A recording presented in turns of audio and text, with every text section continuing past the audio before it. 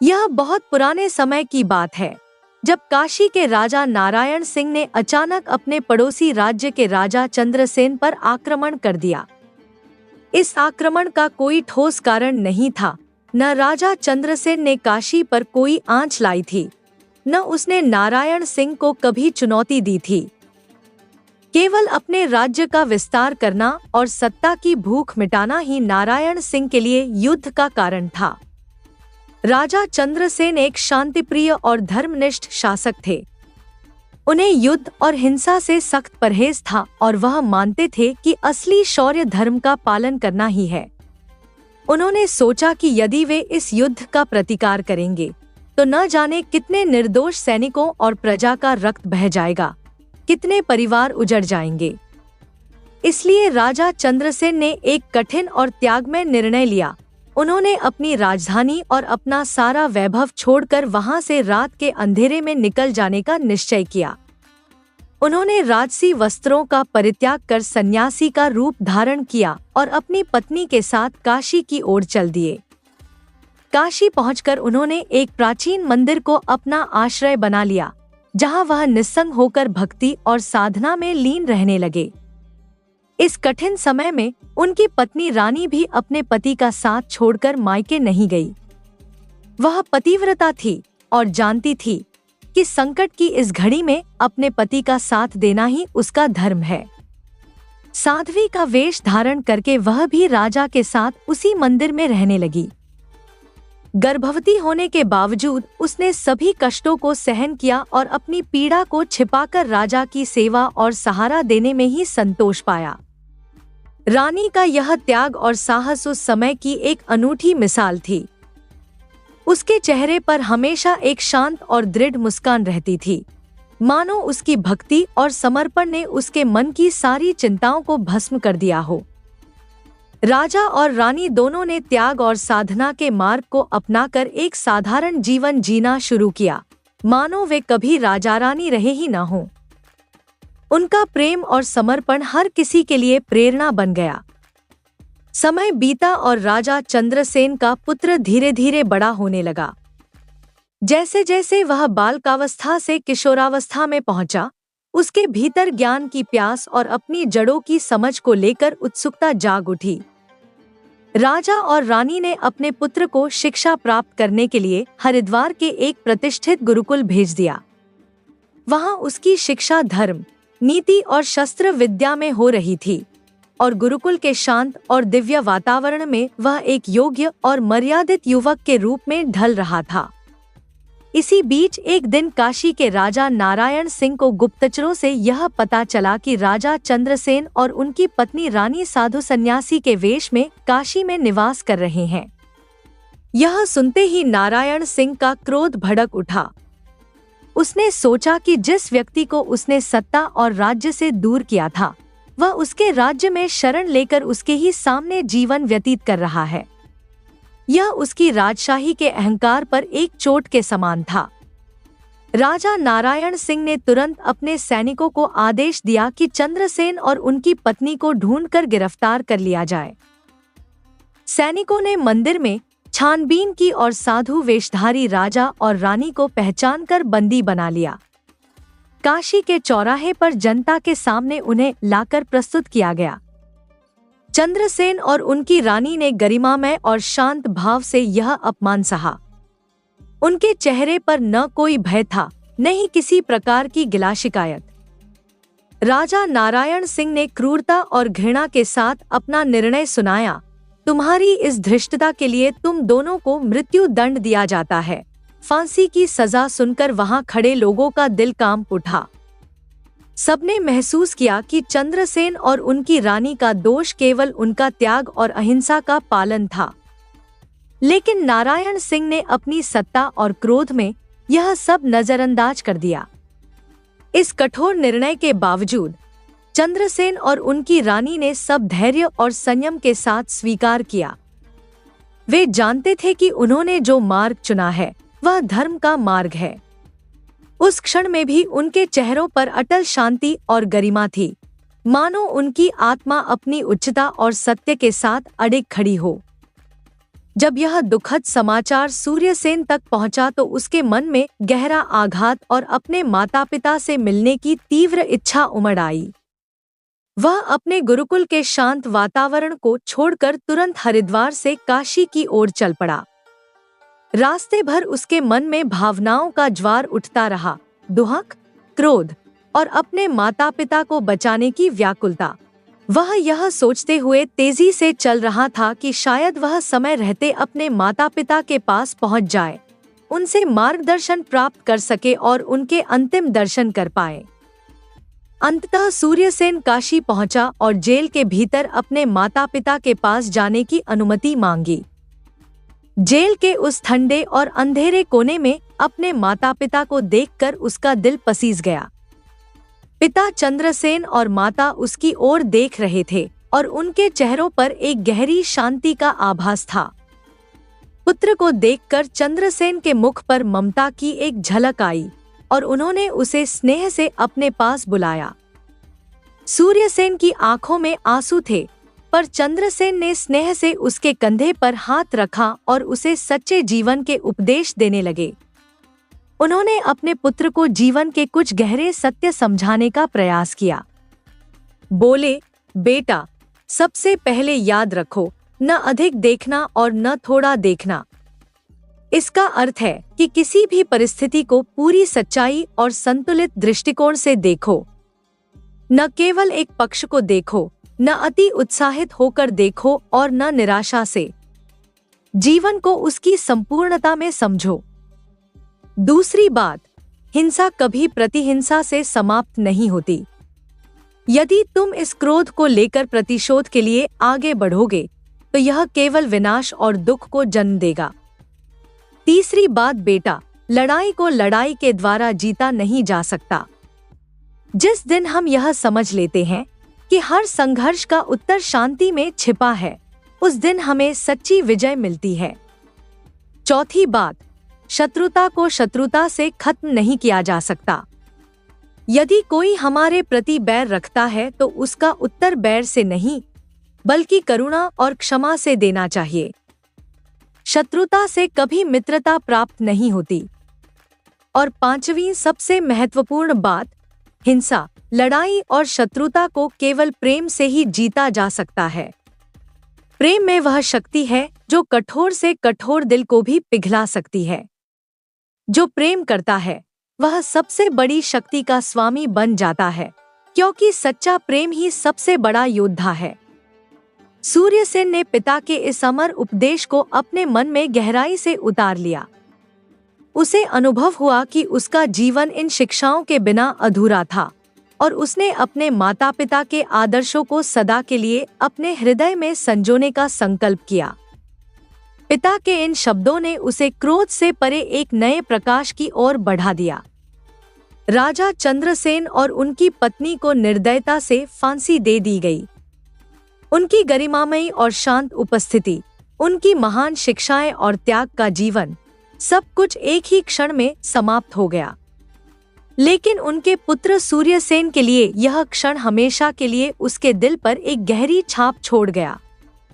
उसने अपने माता पिता के अंतिम क्षणों में दिए गए उपदेशों को अपनी आत्मा में बसा लिया, लेकिन उनके खोने का गहरा दुख उसे भीतर से तोड़ चुका था।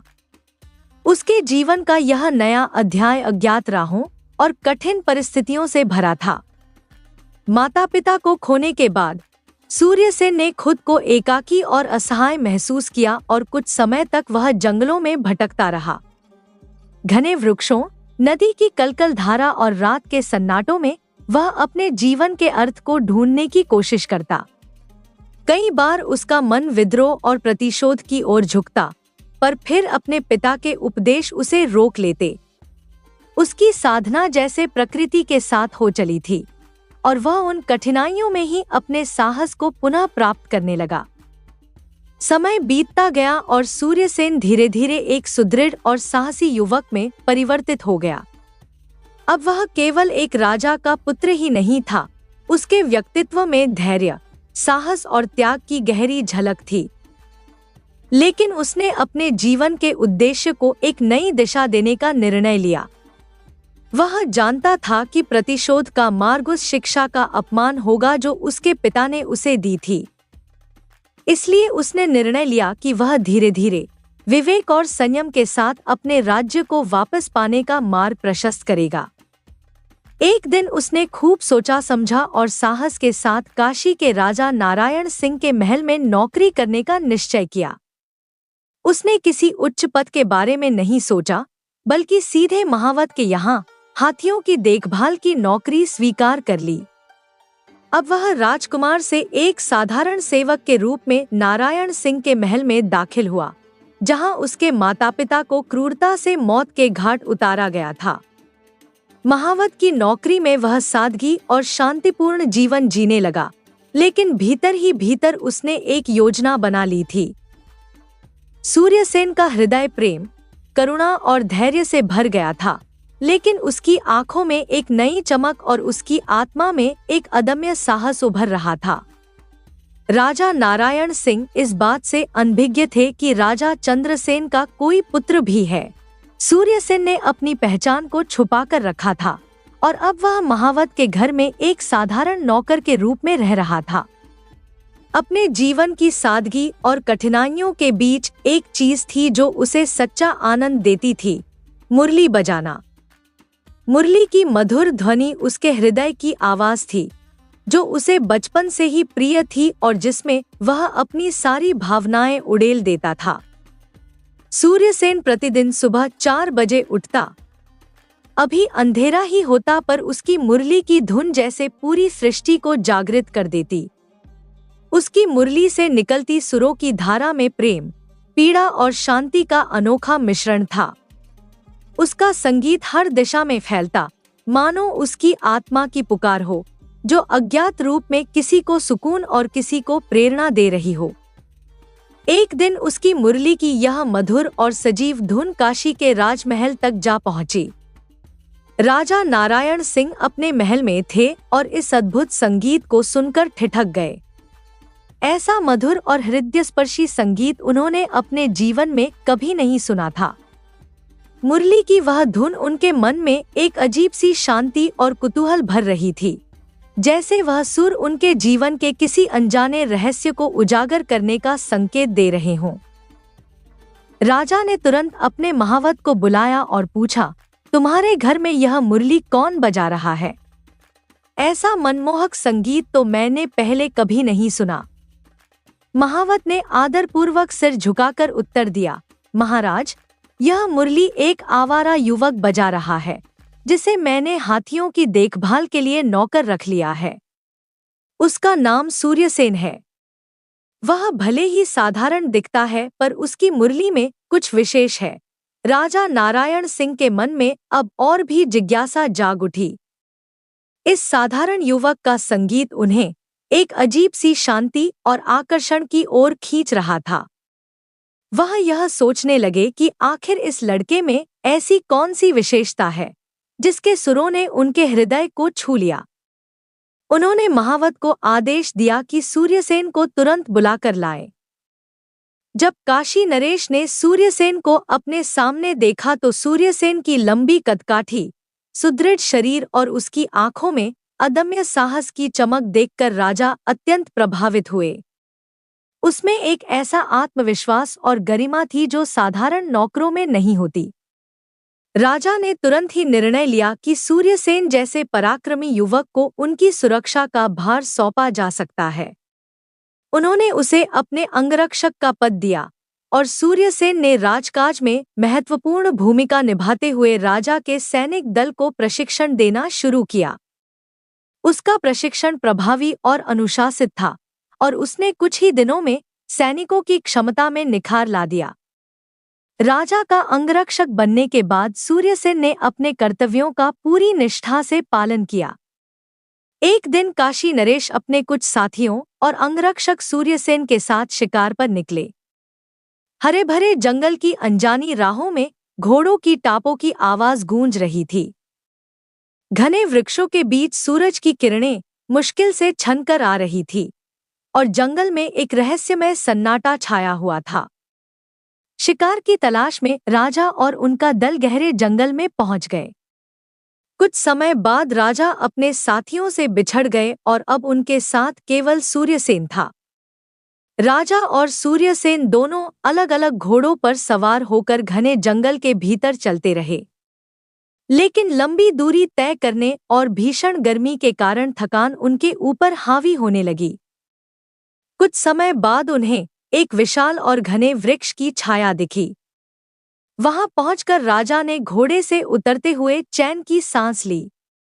गर्मी और यात्रा की थकान ने उन्हें सुस्त बना दिया था।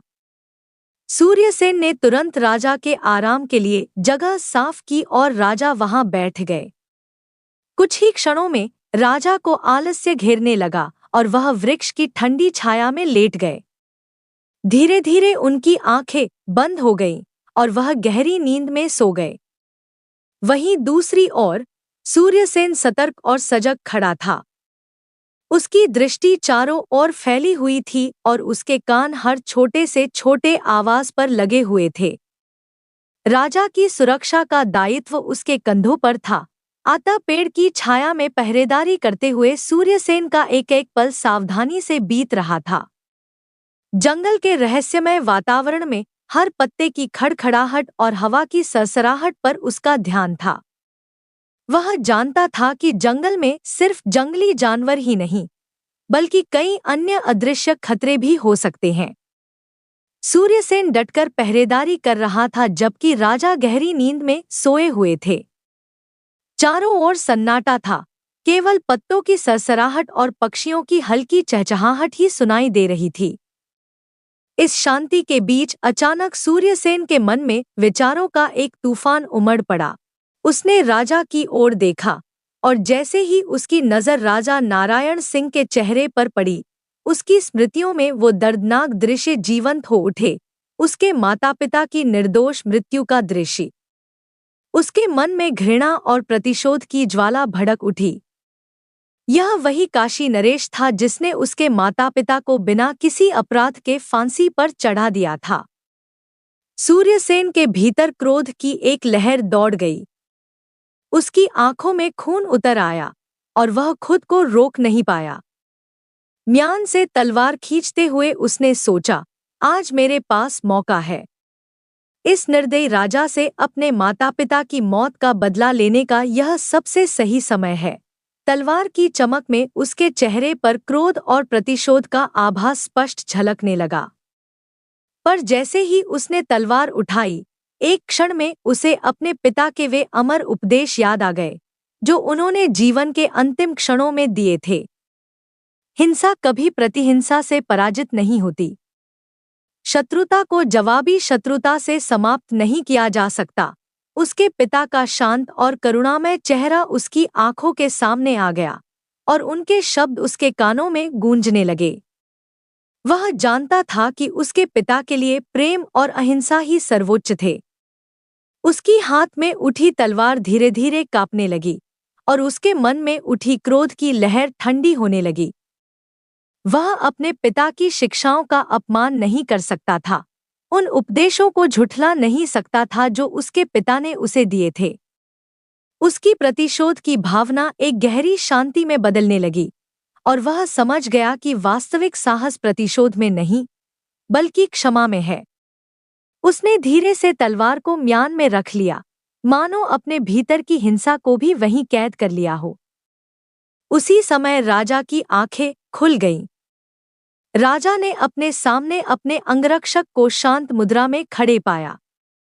उसे इस बात का एहसास भी नहीं था कि सूर्यसेन उसके प्रति किस तरह की भावनाओं को संजोए हुए है और आज किस प्रकार वह अपने क्रोध पर विजय पा चुका था। सूर्यसेन के चेहरे पर अब एक अद्वितीय धैर्य और गंभीरता की झलक थी, जिसने उसकी आत्मा को एक नई ऊंचाई पर पहुंचा दिया था। राजा ने नींद से जागकर धीरे से बैठते हुए कहा, बेटा, मैंने एक अजीब सपना देखा। मैंने देखा कि तुम मेरे सामने खड़े हो और तुम्हारे हाथ में एक नंगी तलवार है जो मेरे सिर की ओर उठी हुई है।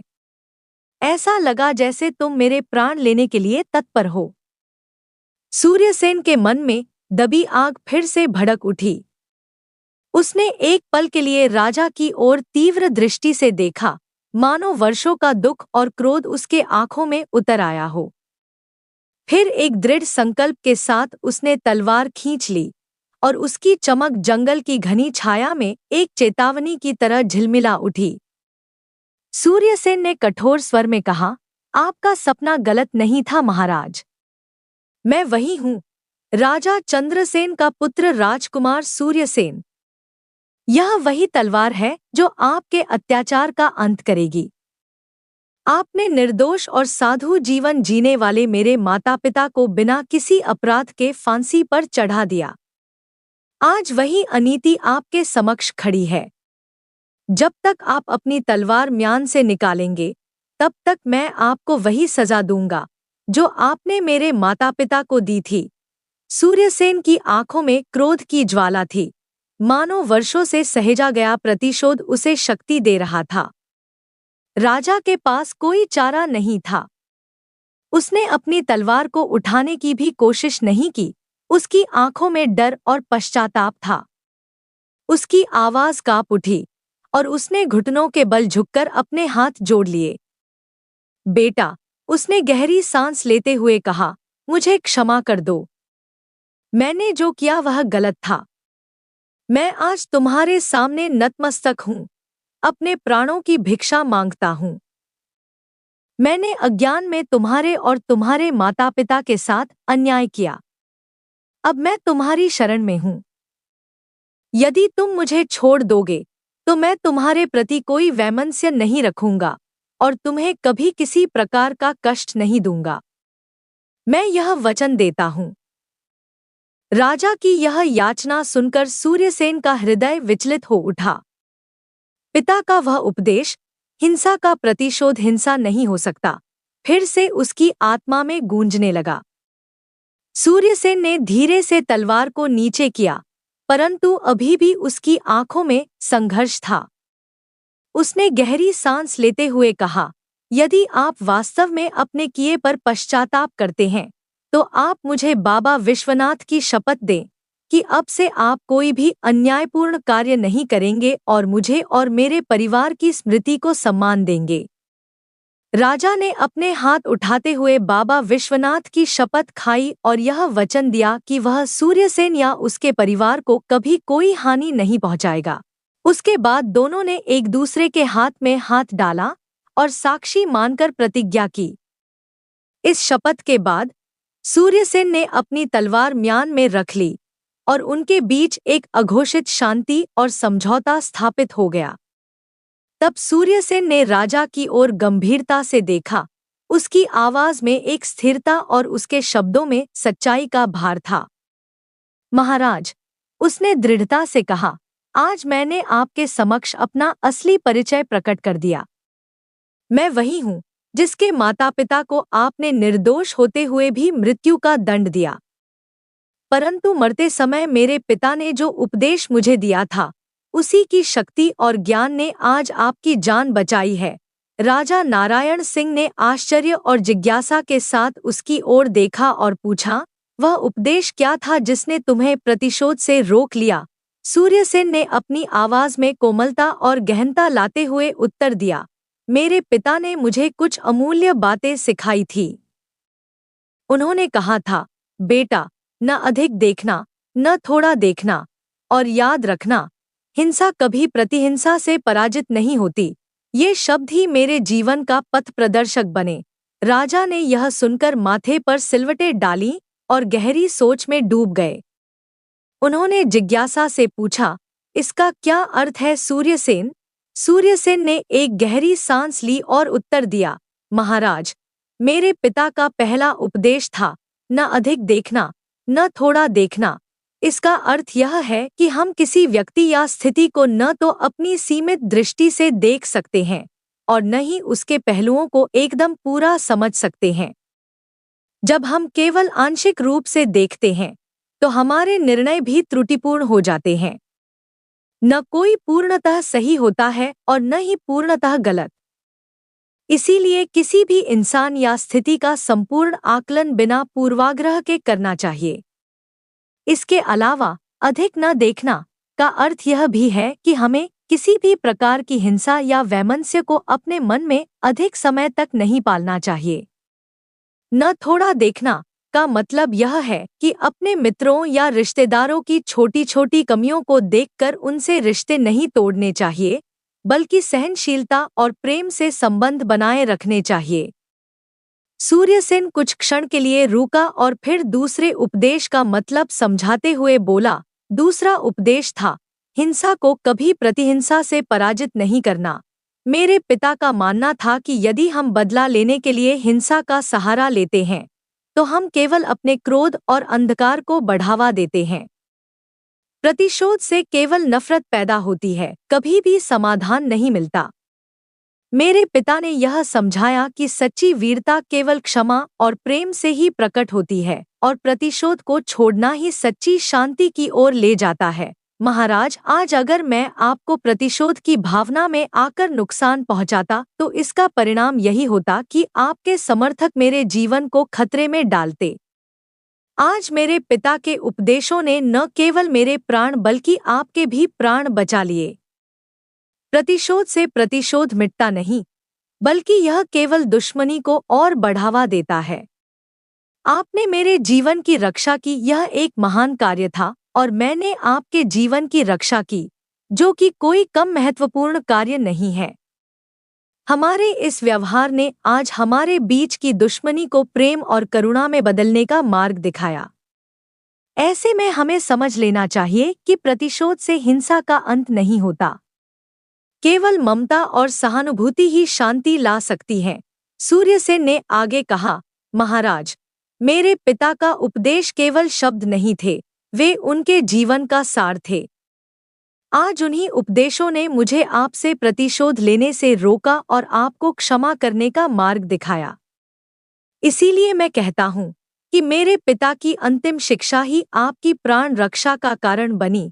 राजा चुपचाप सुन रहे थे। सूर्यसेन की बातें उनके हृदय को छू रही थी। उनकी आंखों में ग्लानि और आभार का मिश्रण झलकने लगा। उनके सामने एक सत्य उजागर हो रहा था जिसे उन्होंने पहले कभी नहीं समझा था। उन्हें समझ आ गया था कि उन्होंने किस प्रकार के मानवता के रत्न को खो दिया था। उन्होंने महसूस किया कि उनके निर्णय ने सूर्यसेन के जीवन को भी प्रभावित किया है, परंतु सूर्यसेन ने अपने पिता की शिक्षाओं का पालन करते हुए अपने प्रतिशोध को छोड़ दिया। सूर्यसेन के इस असीम धैर्य, साहस और उनके पिता की शिक्षा ने राजा के मन में एक नई रोशनी प्रज्वलित कर दी थी। राजा की आंखें नम हो गईं और उनकी आवाज में गहरा अपनापन झलक उठा। उन्होंने भावुकता से भरे स्वर में कहा, बेटा, तूने तो मेरे पापों का बोझ हल्का कर दिया। तेरे साहस और उदारता ने मेरे हृदय में एक नया प्रकाश ला दिया है, जैसे पुण्य का सूर्य मेरे जीवन में उदित हो गया हो। इतना कहते हुए राजा ने सूर्यसेन को अपने सीने से लगा लिया। राजधानी लौटते ही काशी नरेश ने सूर्यसेन को उसकी खोई हुई गद्दी पुनः सौंप दी, जैसे उसके कर्तव्य और सत्य की विजय को स्वीकार कर रहे हों। इसके साथ ही अपने सम्मान और प्रेम को और बढ़ाते हुए उन्होंने अपनी प्रिय पुत्री का विवाह सूर्यसेन से करवा दिया। यह एक ऐसा मिलन था जो अहिंसा की तलवार ने संभव किया था, वह तलवार जो हिंसा की किसी भी तलवार से अधिक शक्तिशाली थी।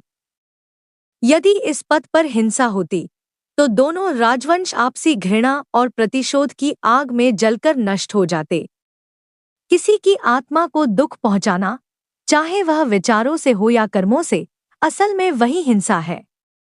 लेकिन आज अहिंसा ने दोनों परिवारों को प्रेम और सद्भाव में बांध दिया था। सूर्यसेन और काशी नरेश के इस निर्णय ने यह सिद्ध कर दिया कि वास्तविक शक्ति हिंसा में नहीं, बल्कि प्रेम और करुणा में है। अगली कहानी।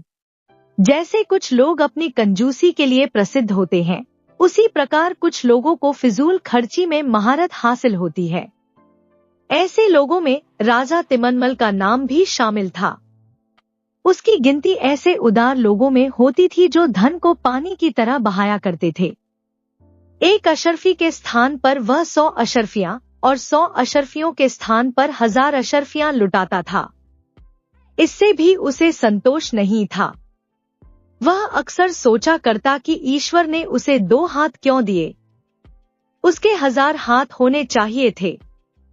वह इतना धन लुटाता था कि लेने वाले थक जाते थे, लेकिन उसका हाथ नहीं रुकता था।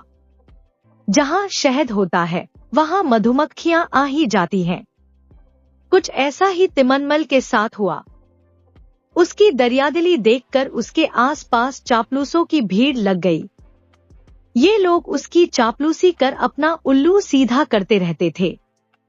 राज्य में अनेक लोग ऐसे भी थे जो वर्षों से निर्धनता का जीवन जी रहे थे, लेकिन तिमनमल की चापलूसी करके कुछ ही दिनों में उनकी गिनती धनवान लोगों में होने लगी थी।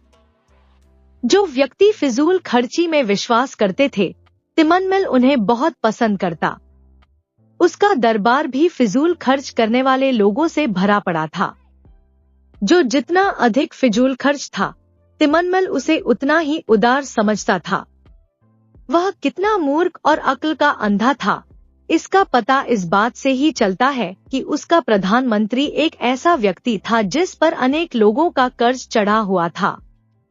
वह 99 नानियों से मुफ्त में हजामत बनवा चुका था। उसके उप प्रधानमंत्री की चापलूसी की भी कई बातें प्रसिद्ध थी।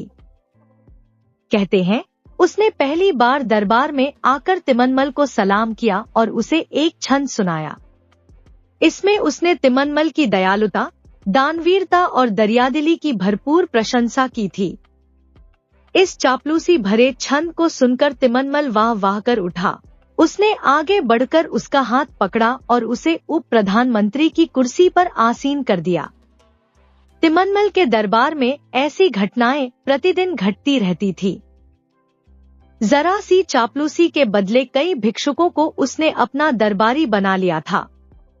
एक बार की बात है, तिमनमल दरबार में बैठा था कि तभी वहां एक युवक आया और फरियाद करते हुए बोला, महाराज की जय हो।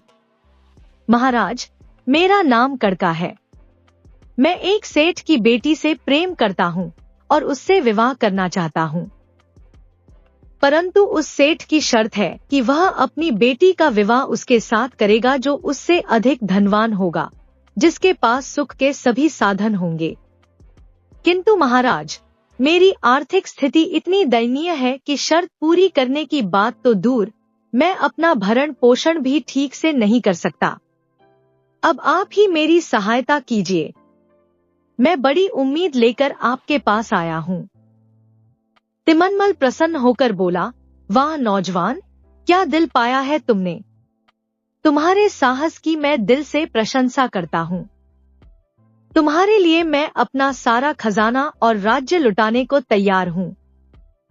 जाओ, तुम्हें जितना धन चाहिए खजांची से ले लो और धूमधाम से विवाह करो। तुम्हारे विवाह में किसी प्रकार की कोई अड़चन नहीं आएगी। विवाह के बाद तुम मेरे पास अवश्य आना। मुझे तुम जैसे साहसी और उदार लोगों की बहुत आवश्यकता है। आज्ञा पाते ही युवक उसी समय खजांची के पास गया और भरपूर धन लेकर चला गया। यह अकेली ऐसी घटना नहीं थी। ऐसे हथकंडे अपनाकर न जाने अब तक कितने फकीर और निर्धन मालामाल हो चुके थे। स्थिति यह थी कि खजाना दिन प्रतिदिन तेजी से खाली होता जा रहा था। एक बार की बात है, एक दूसरे देश का एक व्यापारी दरबार में उपस्थित हुआ। उसने तिमनमल को एक घोड़ा भेंट किया। चूंकि तिमनमल राजा था, इसीलिए वह भी उस व्यापारी को उपहार स्वरूप कुछ देना चाहता था। उसने खजांची को 50,000 रुपए लाने की आज्ञा दी। खजांची हाथ जोड़कर बोला, महाराज, निरंतर लोगों को दान देने के कारण राजकोष पूरी तरह से खाली हो चुका है। 50,000 तो क्या, इन्हें देने के लिए इस समय उसमें 1 रुपया भी नहीं है। क्या बकते हो? राजकोष खाली कैसे हो गया? इस व्यापारी को भेंट में अब हम क्या देंगे? तिमनमल ने चौंकते हुए कहा। वह कुछ देर तक माथे पर हाथ रखकर सोचता रहा। फिर उसके होठों पर मुस्कान उभर आई। वह अभिमान से भरकर बोला, ठीक है, तुम इसी समय शाही संपत्ति का कुछ अंश बेच दो। उससे जो धन प्राप्त हो उसे इस व्यापारी को हमारी ओर से पुरस्कार स्वरूप प्रदान किया जाए। खजांची हाथ जोड़कर नम्रतापूर्वक बोला, क्षमा करें महाराज। शाही संपत्ति का अधिकांश भाग पहले ही जरूरतमंदों और याचकों में दान स्वरूप बांटा जा चुका है। अब शाही संपत्ति का इतना भी टुकड़ा नहीं बचा कि उसे बेचकर व्यापारी को 50 रुपए भी दिए जा सकें। नहीं, ऐसा नहीं हो सकता। क्या शाही संपत्ति का इतना भाग बेचा जा चुका है? तिमनमल पुनः चौंकते हुए बोला। अब तो तिमनमल धर्म संकट में फंस गया। वह व्यापारी को 50,000 रुपए देने की घोषणा कर चुका था। इसलिए बहुत सोच विचार के बाद उसने खजांची से कहा, जाओ, नगर के किसी भी धनी से 50,000 रुपए का ऋण लेकर इस व्यापारी को मेरी ओर से दे दो। मेरा नाम सुनकर कोई भी धन देने से इनकार नहीं करेगा। अतः खजांची सर्वप्रथम नगर के सबसे अमीर सेठ के पास गया। उसका नाम था सेठ अमीरचंद। खजांची ने उसे सारी बात बताकर ऋण देने के लिए कहा।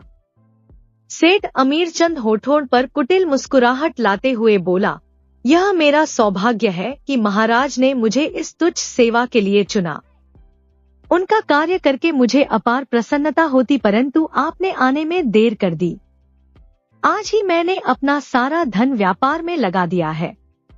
इस समय देने के लिए मेरे पास कुछ भी नहीं है। मैं उनके उपकारों के बोझ तले दबा हुआ हूँ, लेकिन चाहकर भी उनके लिए कुछ नहीं कर सकता।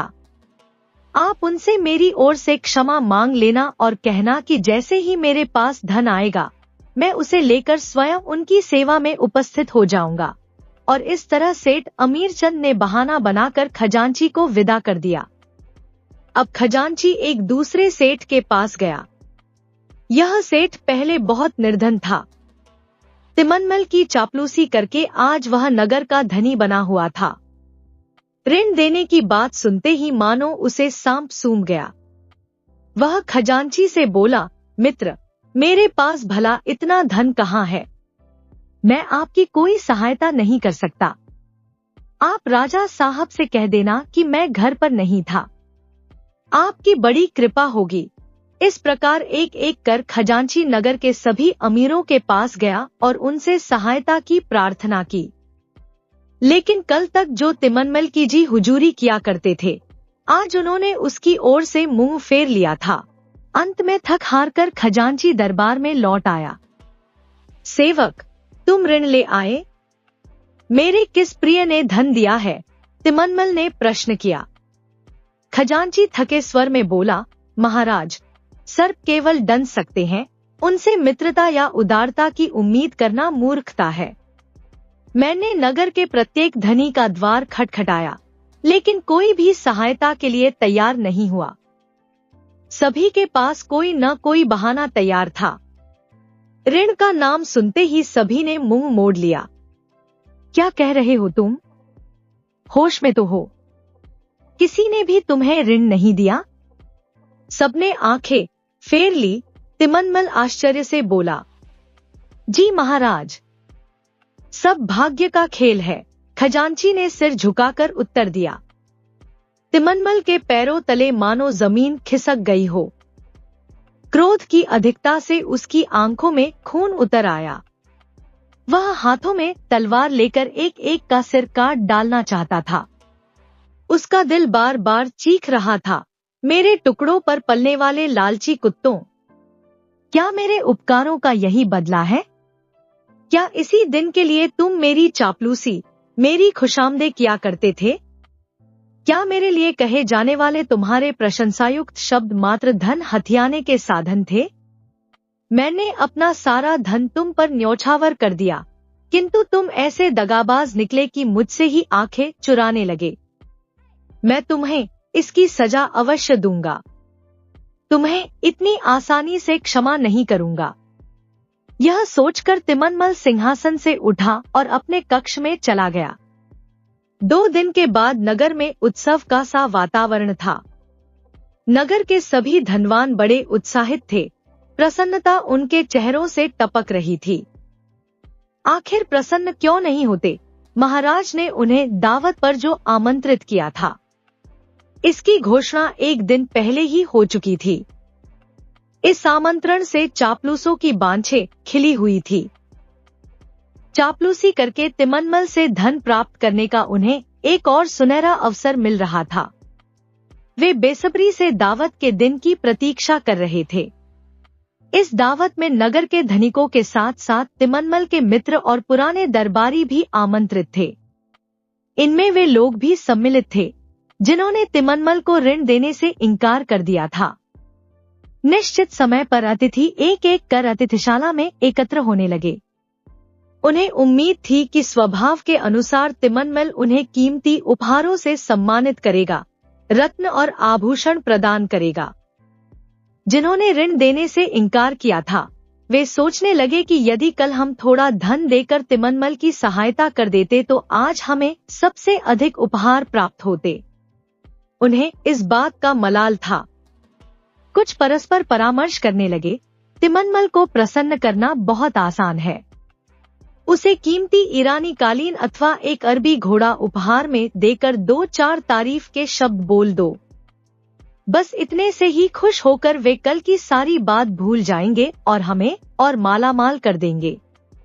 अभी बातचीत का दौर चल ही रहा था कि तभी कक्ष में तिमनमल ने प्रवेश किया और आसन पर आकर बैठ गया। फिर उसका संकेत पाकर नौकर हाथी दांत की विशाल मेज पर भोजन की तश्तरियां और प्यालियां लाकर रखने लगे। व्यंजनों के सभी बर्तन कपड़ों से ढके हुए थे। उपस्थित अतिथिगण कपड़ों से ढके इन बर्तनों में स्वादिष्ट व्यंजनों की कल्पना कर रहे थे।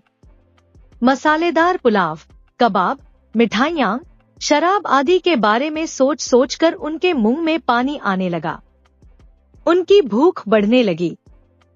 थोड़ी देर बाद तिमनमल ने भोजन आरंभ करने का संकेत किया। अतिथियों ने शीघ्रता से कपड़े हटाकर बर्तनों को अपनी ओर खींचा, लेकिन भोजन की ओर देखते ही वे ठिठक गए। उनकी आंखें फटी की फटी रह गईं। मेजों पर सोने चांदी के बर्तनों के स्थान पर प्रत्येक अतिथि के सामने मिट्टी की 2-2 प्यालियां रखी हुई थी। उनमें से एक प्याली में हड्डी और दूसरी प्याली में थोड़ा सा पानी था। सभी अचंभे से तिमनमल की ओर देखने लगे। तिमनमल तब अपने आसन से उठा और चिंघाड़ते हुए बोला, तुम सब रुक क्यों गए? भोजन क्यों नहीं करते?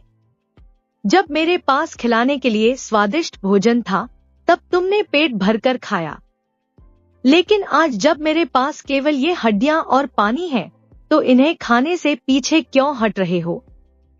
खाओ इन्हें और अपनी भूख शांत करो। आज तक तिमनमल का यह रौद्र रूप किसी ने नहीं देखा था। वे समझ गए कि यह उनकी कृतघ्नता का असर है। उन्होंने नजरें नीची कर ली और जहां अवसर मिला एक एक कर सब उठकर भाग गए। यह तिमनमल की अंतिम दावत थी। इस घटना ने तिमनमल को गहरे शोक, निराशा और हताशा के गर्त में डुबो दिया। हर व्यक्ति अब उसे स्वार्थी नजर आने लगा। उसे सबसे घृणा हो गई। अंततः उसने इस बनावटी और स्वार्थी दुनिया को त्यागने का निश्चय कर लिया। अपने राज्य में एक भी पल रुकना उसके लिए असहनीय हो गया। वह जल्दी से जल्दी वहां से कहीं दूर चला जाना चाहता था।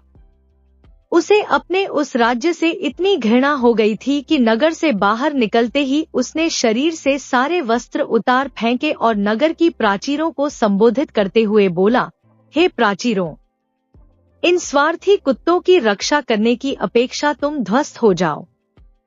इस नगर की स्त्रियां एवं कुंवारी लड़कियां पथभ्रष्ट और चरित्रहीन हो जाएं, संतानें अपने माता पिता की शत्रु हो जाएं, लोग एक दूसरे के खून के प्यासे हो जाएं, दरबारी पदच्युत हो जाएं, इस नगर का विनाश हो जाए।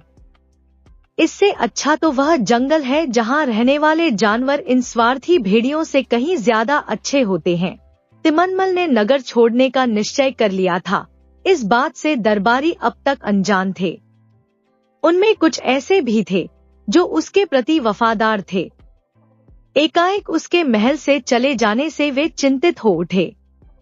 उन्होंने कल्पना तक नहीं की थी कि स्वार्थी और धोखेबाज लोगों के दुर्व्यवहार से तिमनमल के दिलो दिमाग पर गहरी ठेस लगेगी और वह सब कुछ त्याग कर चला जाएगा। वे मन ही मन उसके चापलूस और स्वार्थी मित्रों एवं दरबारियों को कोस रहे थे। इन्हीं लोगों में रतन कुमार नामक एक दरबारी भी था, जो तिमनमल का निकटतम और विश्वसनीय व्यक्ति था। वह बड़ा सभ्य और वफादार था। तिमनमल के अचानक कहीं चले जाने से वह शोकातुर हो गया और बार बार सोचने लगा, क्या भलाई का यही परिणाम भुगतना पड़ता है? क्या दूसरों की सहायता करना अपराध है? मेरे मालिक ने मुसीबत में फंसे लोगों की हमेशा सहायता की, आवश्यक धन और वस्तुएं देकर उनकी जरूरतें पूरी की, लेकिन इसका उन्हें क्या फल मिला? आज उनकी इंसानियत और दयालुता ही उनकी शत्रु बन गई। न जाने वे कहां भटक रहे होंगे। किसी को भी उनकी चिंता नहीं है। सभी निश्चिंत होकर हाथ पर हाथ धरे बैठे हैं। लेकिन मैं ऐसा नहीं होने दूंगा। मैं स्वयं अपने मालिक को ढूंढूंगा और आजीवन उनकी सेवा करूंगा। मैं उनका ऋण कभी नहीं चुका सकता, परंतु ऐसा करके शायद मैं अपने सेवक होने का कर्तव्य पूरा कर सकूं। यह सोचकर रतन कुमार तिमनमल को ढूंढने निकल पड़ा। इधर भटकते भटकते तिमनमल समुद्र के किनारे जा पहुंचा।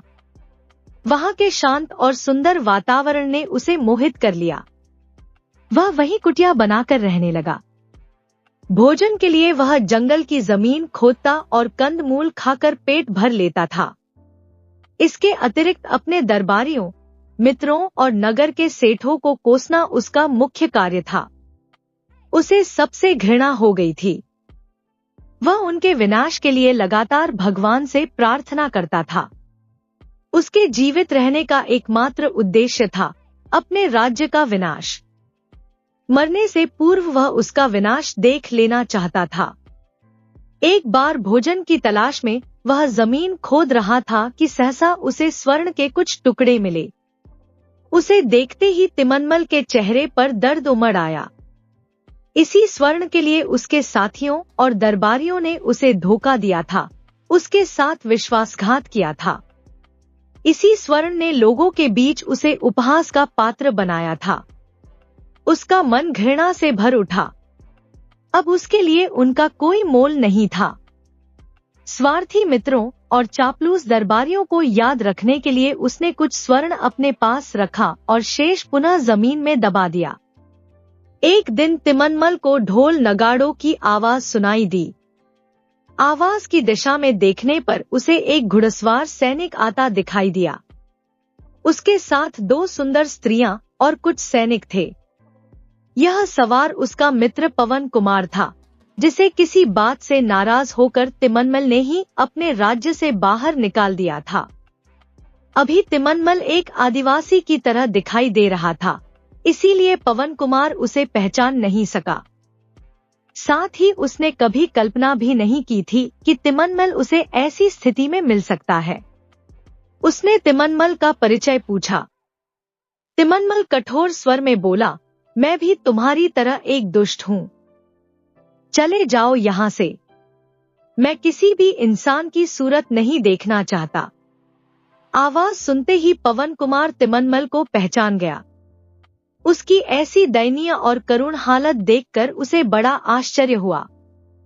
वह पास आकर बोला, तिमनमल, मेरे मित्र, तुमने यह क्या हालत बना रखी है? तुम यहाँ क्या कर रहे हो? तिमनमल दूर हट गया और गुस्से में भरकर बोला, मुझे अकेला छोड़ दो। जाओ और जाकर मेरे राज्य की धरती को खून से लाल कर दो। अपनी तलवार से सभी स्वार्थी लोगों के सिर काट दो। पवन कुमार को यह समझते देर न लगी कि तिमनमल अपना मानसिक संतुलन खो बैठा है। वह पुनः स्नेह भरे स्वर में बोला, मित्र, तुम्हारी यह दशा कैसे हुई? मुझे बताओ, मैं तुम्हारे शत्रुओं से अवश्य प्रतिशोध लूंगा। मैं अपनी इस दुर्गति का स्वयं जिम्मेदार हूँ। मेरी दयालुता और इंसानियत ही मेरे शत्रु बन गए। दूसरों को देते देते मैंने अपना सब कुछ गवा दिया, और जब मुझे धन की आवश्यकता पड़ी तो सभी ने आंखें फेर ली। तिमनमल आंसू बहाते हुए बोला।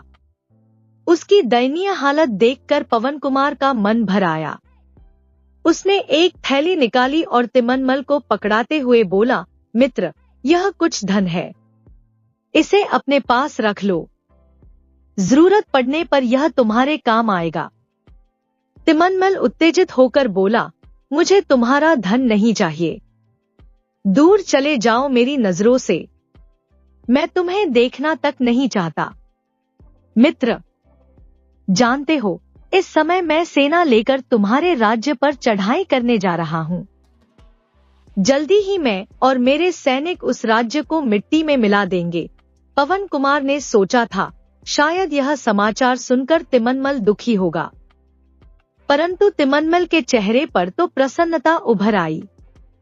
उसने जेब से स्वर्ण के टुकड़े निकाले और पवन कुमार को देते हुए बोला, मेरे पास यह कुछ स्वर्ण है, तुम इसे अपने सैनिकों में बांट दो और उन्हें आदेश दे दो कि वे वहां उस राज्य में किसी को भी जीवित न छोड़े। उनकी तलवारें एक बार उठे तो उस राज्य के वासियों का नाश करके ही नीचे आएं। जल्दी ही युद्ध जीतने के बाद मैं तुमसे भेंट करने आऊंगा। यह कहकर पवन कुमार सेना सहित वहां से चला गया। उसके जाने के बाद तिमनमल पुनः जमीन खोदने लगा। तभी वहां एक दार्शनिक धमका। वह तिमनमल को पहचानता था। वह उस पर व्यंग्य कसने लगा।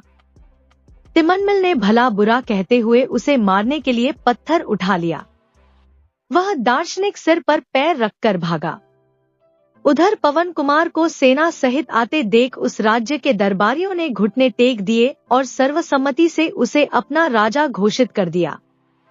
इस प्रकार बिना लड़ाई किए ही उस राज्य पर पवन कुमार का अधिकार हो गया।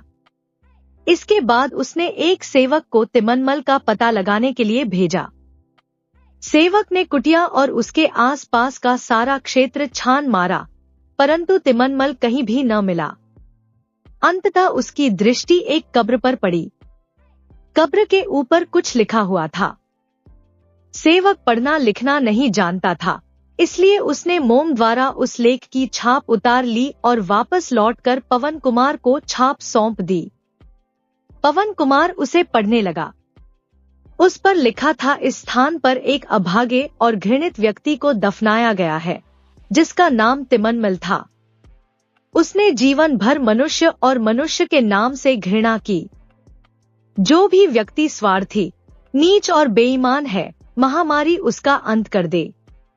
यहाँ से निकलने वालों, अब तुम मुझे दुत्कारो, परंतु यहाँ रुकने की मत सोचना। अगली कहानी। एक समय की बात है।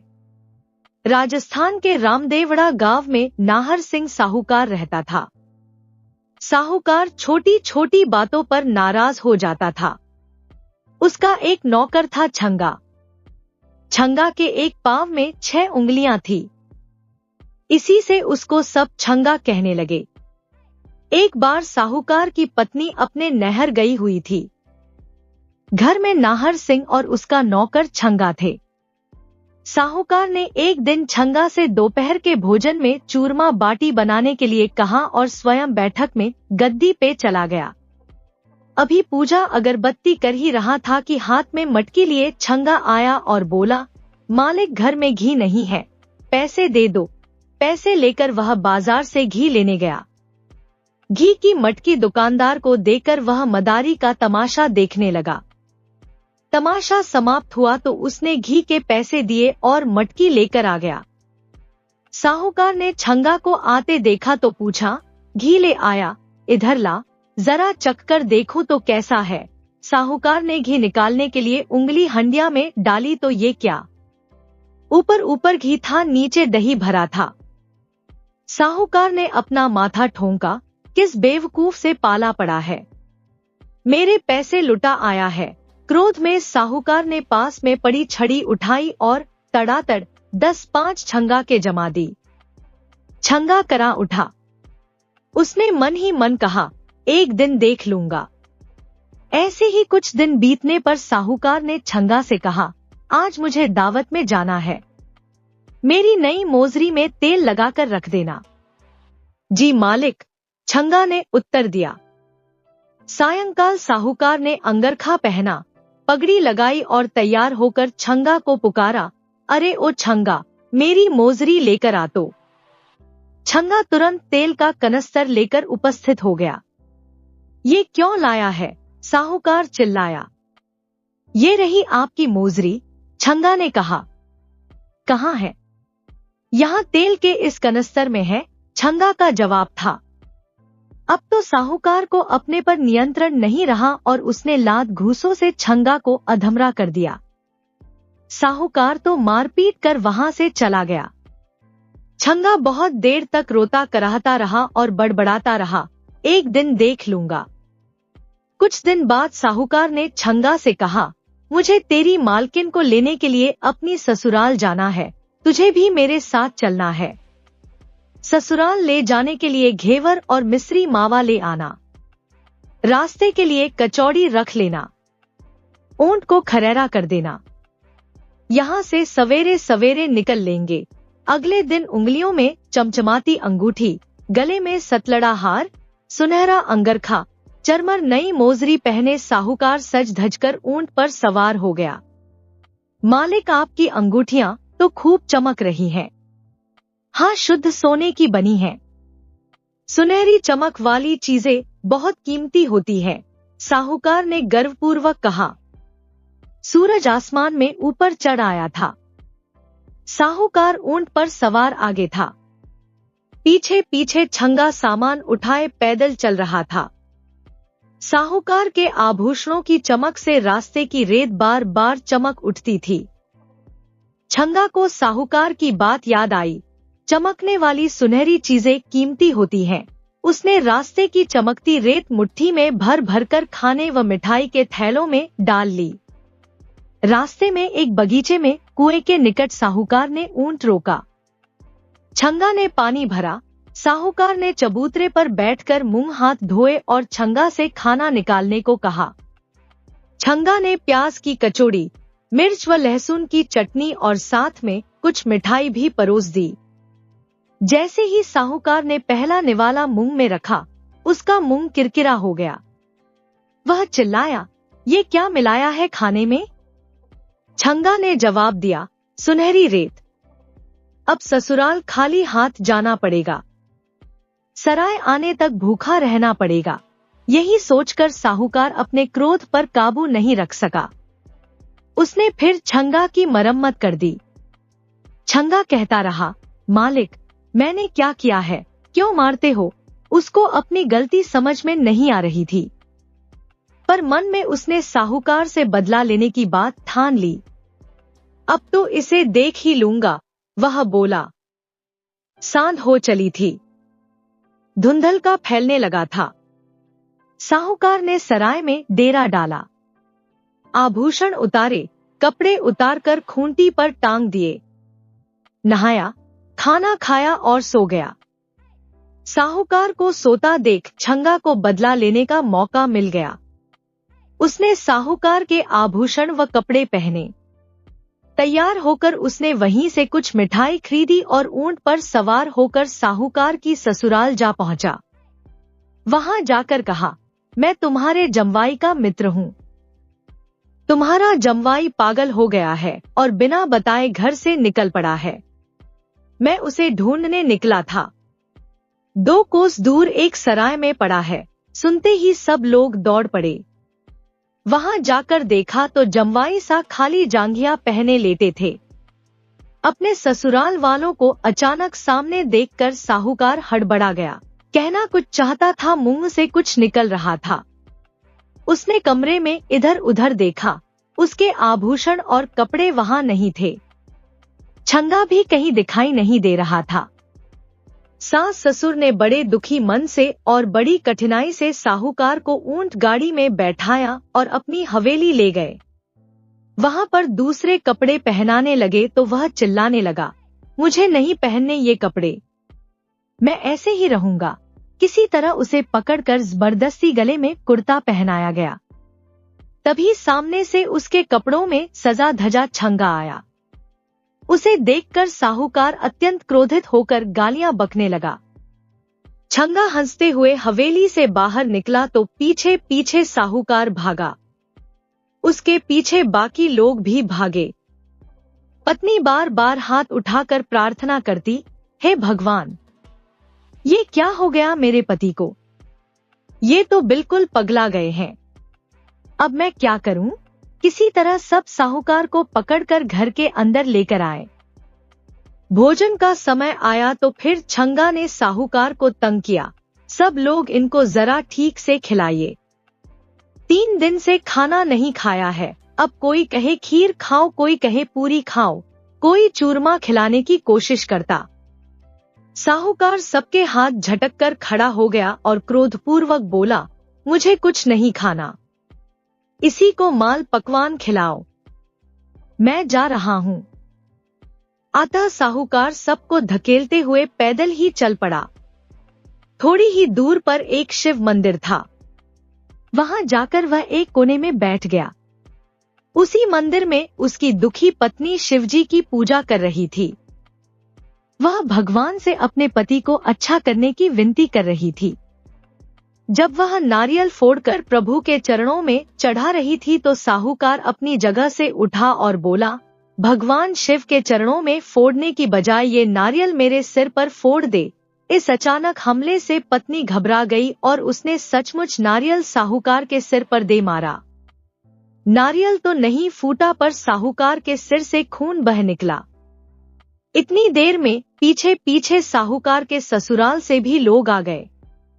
जमवाई के सिर से खून बहता देख सब उसे अस्पताल ले गए। छंगा भी यह सब तमाशा देख रहा था। अभी तक उसे साहूकार को सताने में बड़ा आनंद आ रहा था, पर उसके सिर से खून बहता देख वह दुखी हो गया।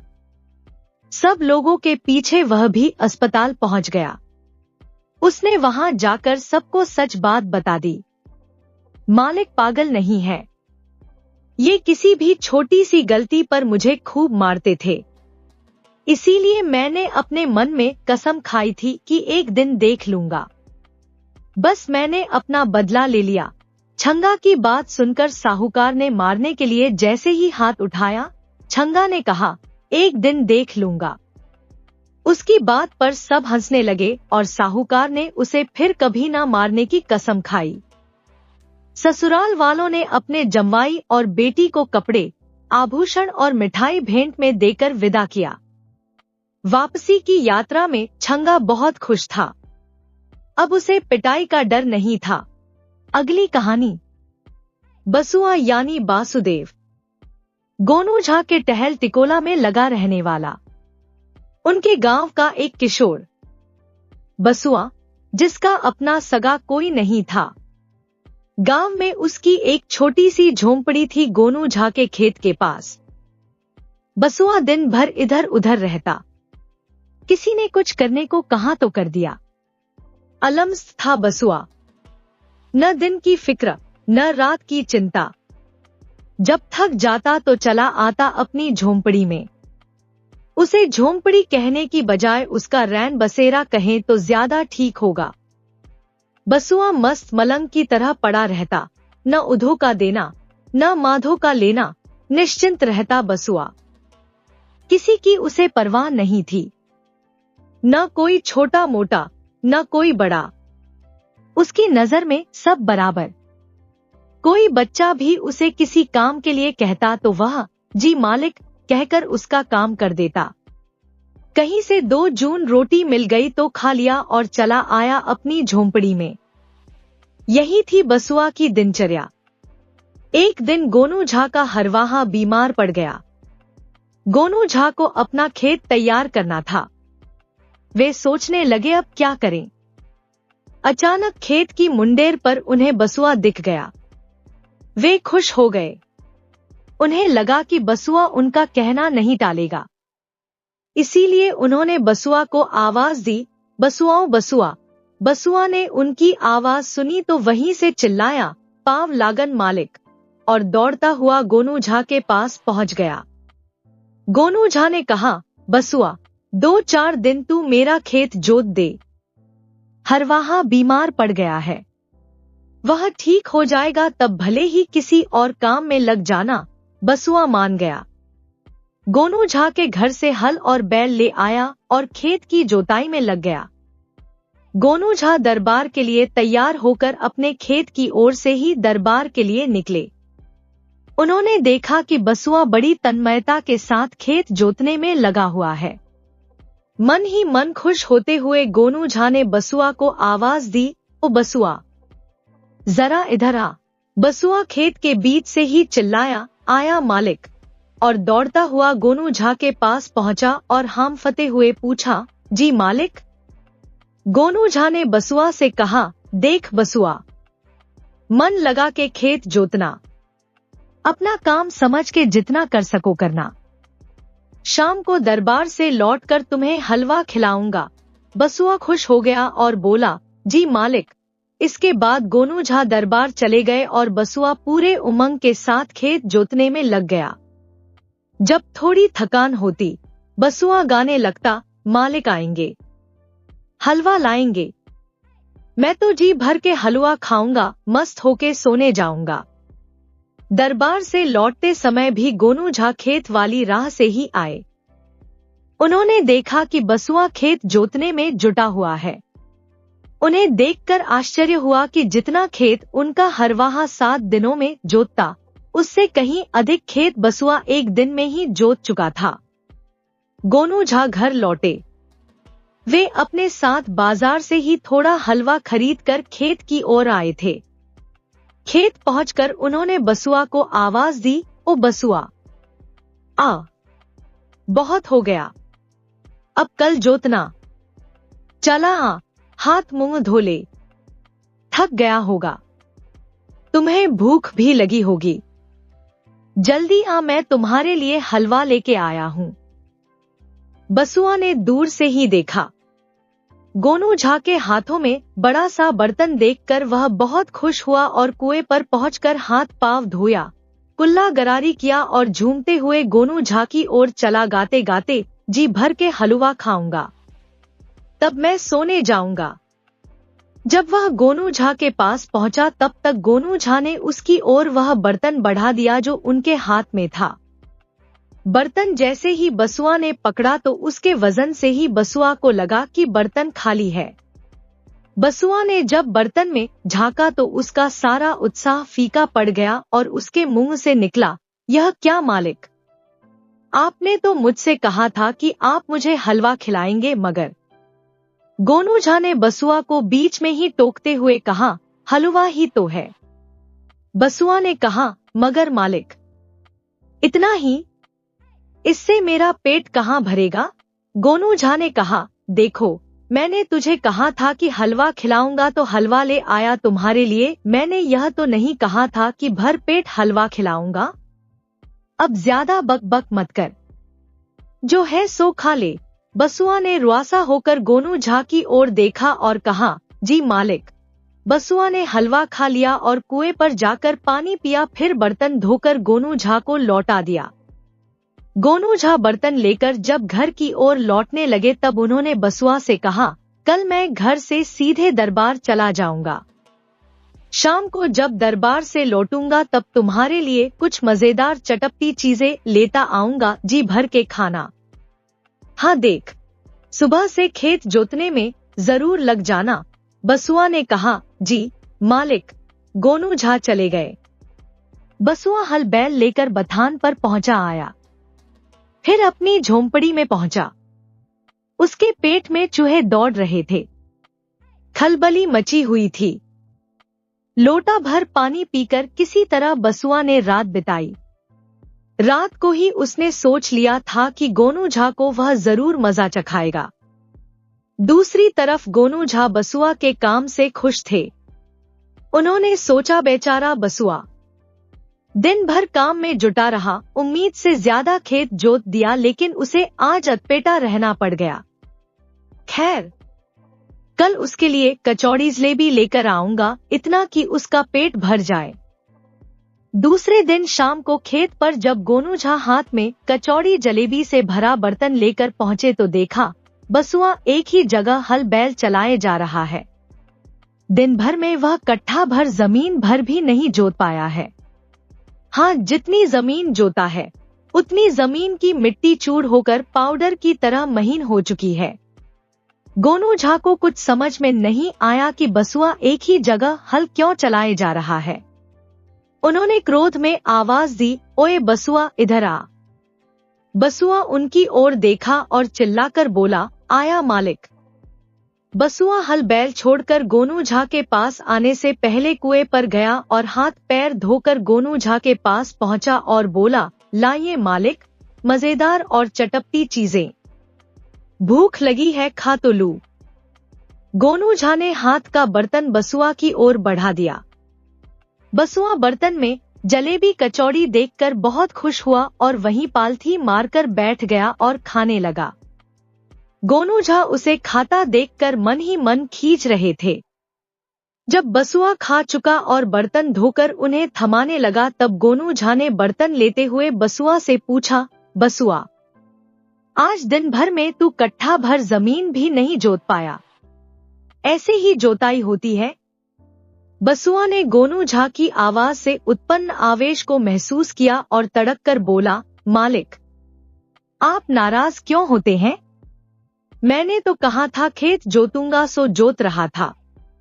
मैंने यह थोड़े ही कहा था कि सारा खेत जोत दूंगा। गोनू झा को तुरंत हलवा वाली बात याद आ गई और उनका आवेश जाता रहा। बसुआ ने उन्हें एहसास करा दिया था कि दूसरों को गच्चा देने वाले को खुद भी गच्चा खाना पड़ सकता है। बसुआ की मस्त मलंग आवाज से गोनू झा हंस दिए और बोले, बसुआ, सच में तुम बहुत अच्छे इंसान हो। कल मुझसे गलती हो गई थी, अब ऐसा कभी नहीं होगा, मैं सदैव इस बात का ध्यान रखूंगा।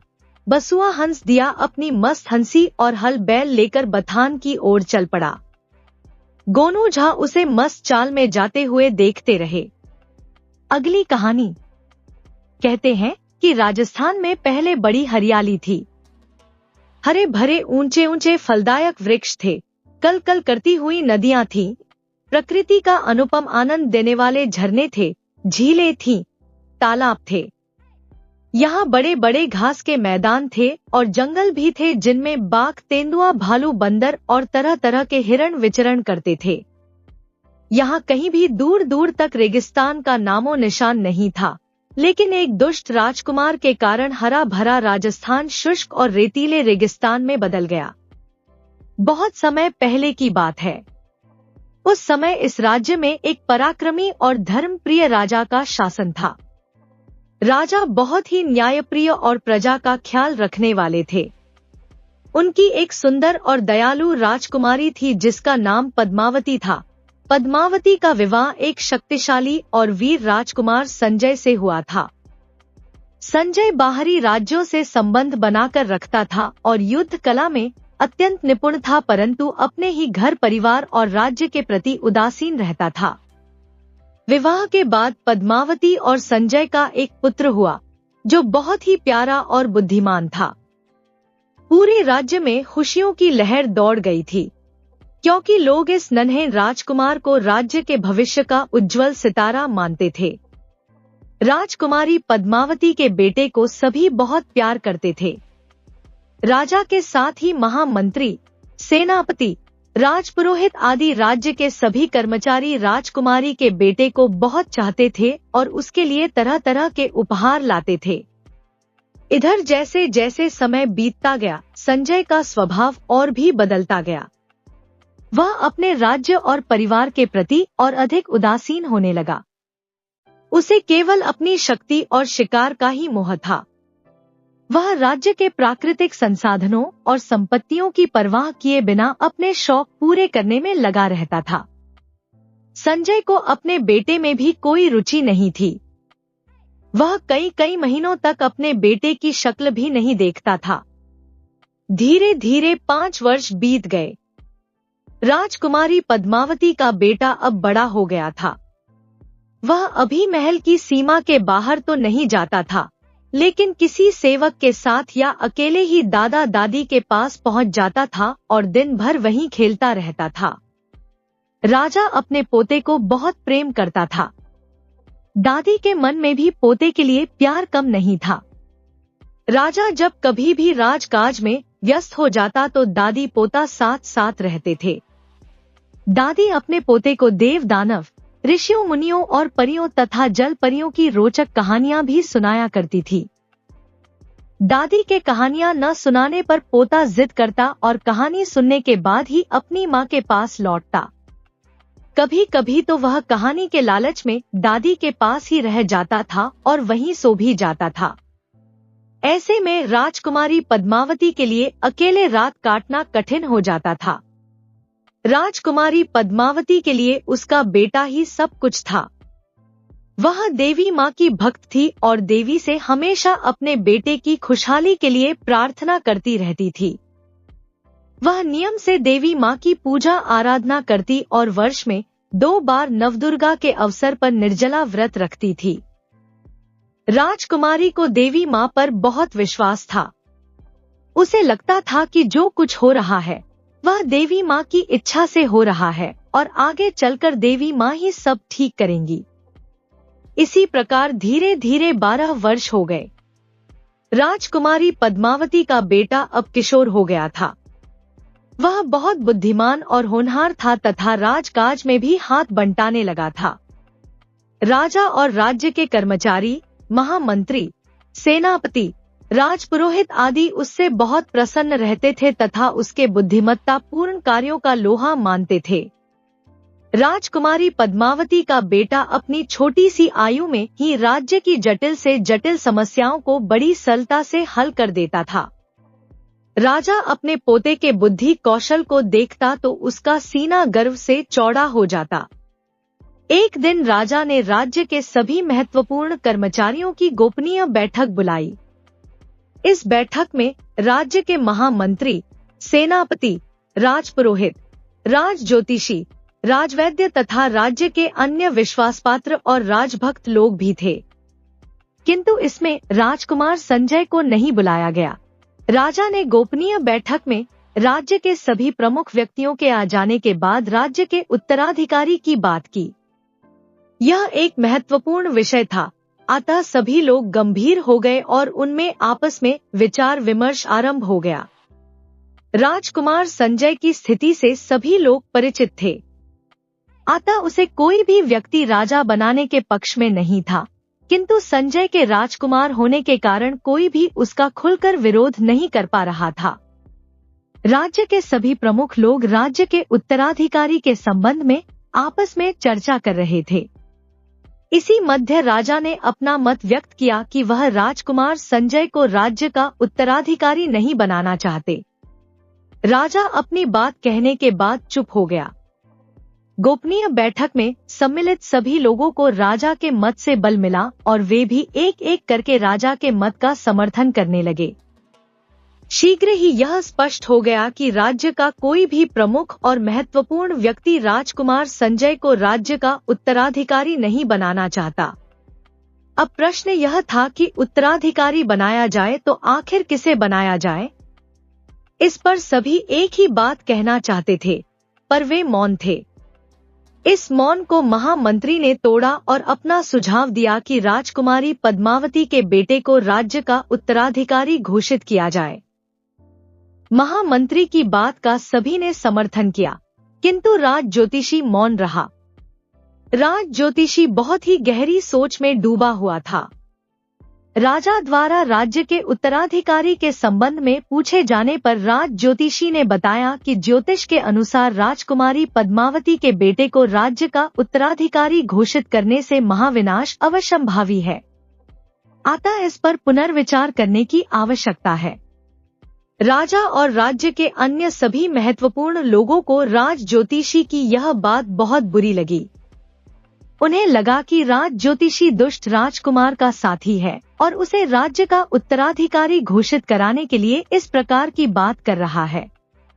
किंतु इस स्थिति में भी राजा ने अत्यंत धैर्य से काम लिया और राज ज्योतिषी से ज्योतिष के अनुसार पूरी स्थिति साफ साफ बताने और स्पष्ट रूप से समझाने के लिए कहा। राज ज्योतिषी अपने साथियों के विरोध के कारण बहुत डर गया था, अतः उसने बहुत डरते डरते बताया कि राजकुमारी पद्मावती के बेटे के भाग्य में राजयोग नहीं है। इसके साथ ही ग्रहों की स्थिति ऐसी है कि राजकुमारी पद्मावती के बेटे को राज्य का उत्तराधिकारी घोषित करते ही महाविनाश आरंभ हो जाएगा। इससे राज परिवार के सदस्यों के साथ ही राज्य का भी अंत हो जाएगा। इतना स्पष्ट कहने और समझा देने के बावजूद राज ज्योतिषी के ज्योतिष पर किसी ने विश्वास नहीं किया और राजा ने भी उसकी बात पर अधिक ध्यान दिए बिना राजकुमारी पद्मावती के बेटे को राज्य का उत्तराधिकारी घोषित करने का निर्णय ले लिया। राजा के निर्णय के बाद गुप्त बैठक में सम्मिलित सभी महत्वपूर्ण लोगों ने यह तय किया कि अगले दिन ही विधिवत राज्य के उत्तराधिकारी की घोषणा कर दी जाए। इस निर्णय के बाद गुप्त बैठक समाप्त हो गई और सभी महत्वपूर्ण लोग अपने अपने घर चले गए। राजा और राज्य के महत्वपूर्ण व्यक्ति राज ज्योतिषी पर शक कर रहे थे कि वह राजकुमार संजय से मिला हुआ है। वास्तव में ऐसा नहीं था। राज्य का सेनापति राजकुमार संजय से बहुत निकट था और उसकी हर योजना में उसका सहयोगी भी था। सेनापति राजकुमार संजय को और अधिक शक्ति और अधिकार दिलाने की चाह रखता था। उसे लगता था कि यदि राजकुमार संजय राज्य का वास्तविक शासक बन जाए तो उसे भी और अधिक शक्तियां मिल जाएंगी। इसी कारण सेनापति ने राजकुमार संजय को उकसाया कि वह अपने पिता राजा के खिलाफ एक विद्रोह खड़ा करे। उसने राजकुमार संजय को यह विश्वास दिलाया कि राजा अब बूढ़े हो गए हैं और राज्य का सही नेतृत्व नहीं कर सकते। साथ ही उसने राजकुमार संजय को यह भी यकीन दिलाया कि यदि वह राजा बनेगा तो वह पूरे राज्य को अपनी मनमर्जी से चला सकेगा और अपनी हर इच्छा पूरी कर सकेगा। राजकुमार संजय ने सेनापति की बातों में आकर एक गुप्त योजना बनाई जिसमें वह राज्य के अन्य महत्वपूर्ण व्यक्तियों को अपने पक्ष में लाने की कोशिश करने लगा। लेकिन राजकुमारी पद्मावती और उसके बेटे ने इस योजना की भनक पा ली। उन्होंने राजा को इस बारे में आगाह करने का प्रयास किया, लेकिन राजकुमार संजय और सेनापति ने पहले ही सावधानी बरतते हुए किसी को भी महल से बाहर जाने पर रोक लगा दी थी। राजकुमारी पद्मावती और उसके बेटे को इस षड्यंत्र से रोकने के लिए सेनापति ने अपनी सेना के साथ महल के चारों ओर घेरा डाल दिया। उसने अपने सैनिकों को आदेश दिया कि कोई भी व्यक्ति महल से बाहर न जाए और न ही कोई संदेश महल के अंदर पहुंचे। इसी बीच राजकुमार संजय ने सेनापति के साथ मिलकर जंगल में छिपे अपने कुछ समर्थकों को बुलाने की योजना बनाई ताकि वे महल पर आक्रमण कर सकें और राजा को गद्दी से उतार सकें। लेकिन इस योजना के सफल होने से पहले ही राजा के एक वफादार सैनिक ने इस गुप्त षड्यंत्र की जानकारी राजा को देने की ठानी। वह रात के अंधेरे में महल से भाग निकला और सीधे जंगल की ओर चला गया, जहां उसे पता था कि राजकुमार संजय और सेनापति अपने समर्थकों से मिलने वाले हैं। उसने जल्दी से राजा को संदेश भेजने की व्यवस्था की और सेनापति की योजना को विफल करने की कोशिश की। जैसे ही यह सूचना राजकुमार संजय और सेनापति तक पहुंची, वे दोनों हड़बड़ाकर समझ गए कि उनकी योजना विफल हो सकती है। राजकुमार संजय और सेनापति ने तुरंत अपने घोड़े मोड़े और जंगल की ओर भागे ताकि वे अपने समर्थकों को इकट्ठा कर जल्द से जल्द महल पर आक्रमण कर सकें। किंतु इसी समय एक करिश्मा आरंभ हो गया। अचानक रेत के गुबार उठने लगे और तेज हवाएं चलने लगी। राजकुमार संजय और सेनापति तेजी से अपने अपने घोड़ों पर सवार होकर भाग रहे थे, लेकिन वे जिधर जाते धरती रेत से भर जाती। राजकुमार संजय और सेनापति सुबह तक भागते रहे। अचानक प्रातःकाल रेत का एक बहुत बड़ा तूफान उठा और राजकुमार संजय एवं सेनापति की ओर बढ़ा। दोनों दुष्टों ने इस तूफान से बचने की बहुत कोशिश की, लेकिन बच नहीं सके। देखते ही देखते रेत का तूफान एक टीले में बदल गया और दोनों दुष्ट इसी के नीचे दबकर मर गए। कहते हैं कि राजपुरोहित की प्रार्थना पर मां दुर्गा शांत हुई, लेकिन तब तक धरती का बहुत बड़ा भाग रेगिस्तान बन चुका था। यहाँ न पानी था, न जंगल, न जीव जंतु थे, न पक्षी। राजपुरोहित ने तब मां दुर्गा से पुनः प्रार्थना की। मां दुर्गा का क्रोध अब तक शांत हो चुका था। उन्होंने राजपुरोहित की प्रार्थना से खुश होकर रोहिड़ा और खेजड़ी जैसे वृक्ष दिए। इससे रेगिस्तान की बंजर हो चुकी धरती पर एक बार फिर जीवन आरंभ हुआ। अगली कहानी। एक राजा की 7 पत्नियां थीं, पर उनमें से किसी के भी बच्चा नहीं था। जब उसने अपनी पहली पत्नी से शादी की थी तो सोचा था कि वह जरूर ही उसे एक बेटा देगी, पर ऐसा नहीं हुआ। फिर उसने दूसरी से शादी की, तीसरी से शादी की, फिर चौथी, पांचवी, छठी और 7वीं से शादी की, पर किस्मत की बात, किसी के भी कोई लड़का नहीं हुआ जो उसको खुश करता और उसके बाद उसका राज्य संभालता। इस बात को लेकर वह बहुत दुखी था। एक बार वह पास के एक जंगल से कुछ कराहता सा गुजर रहा था कि तभी उसे एक बहुत ही सुंदर परी दिखाई दी। उसने राजा से पूछा, तुम कहाँ जा रहे हो? राजा बोला, मैं बहुत दुखी और अभागा हूँ। हालांकि मेरी 7 पत्नियां हैं, पर अपना कहने के लिए मेरा कोई बेटा नहीं है जिसे मैं अपना वारिस कह सकूं। मैं इस जंगल में आज इसीलिए चला आया ताकि मुझे कोई संत मिल जाए और वह मेरी इच्छा पूरी कर दे। परी ने हंसते हुए पूछा, और तुम क्या सोचते हो कि तुम्हें यहाँ इस बियाबान जंगल में कोई संत मिलेगा? यहाँ केवल मैं रहती हूँ, पर मैं तुम्हारी सहायता कर सकती हूँ। अगर मैं तुम्हारे दिल की इच्छा पूरी कर दूं, तो बताओ तुम मुझे क्या दोगे? राजा बोला, तुम मुझे एक बेटा दे दो, मैं तुम्हें अपना आधा राज्य दे दूंगा। परी बोली, मुझे तुम्हारा न तो सोना चाहिए और न देश ही चाहिए। तुम मुझसे शादी कर लो तो तुम्हें बेटा भी मिल जाएगा और राज्य का वारिस भी। राजा राजी हो गया और परी को लेकर अपने महल चला गया। वहां जाकर उसने जल्दी ही उसे अपनी 8वीं पत्नी बना लिया। राजा की खुशी का कोई ठिकाना न रहा जब उसे कुछ ही दिन बाद यह पता चला कि उसकी सबसे छोटी पत्नी यानी कि 7वीं रानी के बच्चा होने वाला है। पर वह परी, जिसको राजा ने अपनी 8वीं पत्नी बनाया था, परी नहीं थी, बल्कि एक राक्षसी थी, जो उस जंगल में राजा के सामने परी के रूप में इसीलिए प्रकट हुई थी ताकि वह उसे धोखा देकर उसके महल में खुराफात मचा सके। हर रात जब शाही घराने के सब लोग सो जाते, वह उठती और अस्तबल में जाते समय और बाहर नौकरों के घरों की तरफ जाते समय एकाध हाथी खा लेती या फिर 3-4 घोड़े या कुछ भेड़े या ऊंट खा लेती और अपनी भूख प्यास बुझाने के बाद सुबह होने से पहले पहले अपने कमरे में आकर लेट जाती, जैसे कुछ हुआ ही न हो। पहले तो राजा के नौकर इस बात को बताने में डरते रहे, पर जब उन्होंने देखा कि जानवर तो हर रात गायब होते रहे हैं, तो उनको राजा के पास जाना पड़ा। तुरंत ही महल की इमारत की सुरक्षा का कड़ा हुक्म सुना दिया गया और उसके हर कमरे की रक्षा के लिए चौकीदार नियुक्त कर दिए गए। पर सब बेकार था। जानवर हर रात गायब होते रहे और कोई यह नहीं बता सका कि यह सब कैसे हो रहा था। एक रात राजा अपने कमरे में परेशान सा घूम रहा था कि वह इस बारे में क्या करे। तभी उसकी 8वीं पत्नी, उस नकली परी ने कहा, तुम मुझे क्या दोगे अगर मैं तुम्हारा चोर ढूंढ दूं? तो राजा बिना सोचे समझे बोला, कुछ भी, हर चीज। परी बोली, ठीक है, तो अभी तुम जाकर सो जाओ, कल सुबह मैं तुम्हें बताऊंगी कि यह सब खुराफात किसने मचा रखी है। यह सुनकर राजा सोने चला गया और जल्दी ही गहरी नींद में सो गया। उसके सोते ही उसकी नीच पत्नी उस कमरे से निकली।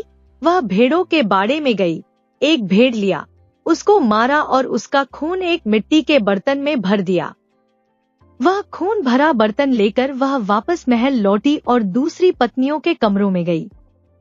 वहां जाकर उसने वह खून उनके मुंह पर लगा दिया और उसमें से कुछ खून उनके कपड़ों पर छिड़क दिया। इसके बाद वह अपने कमरे में आकर लेट गई। राजा तब भी गहरी नींद में सो रहा था।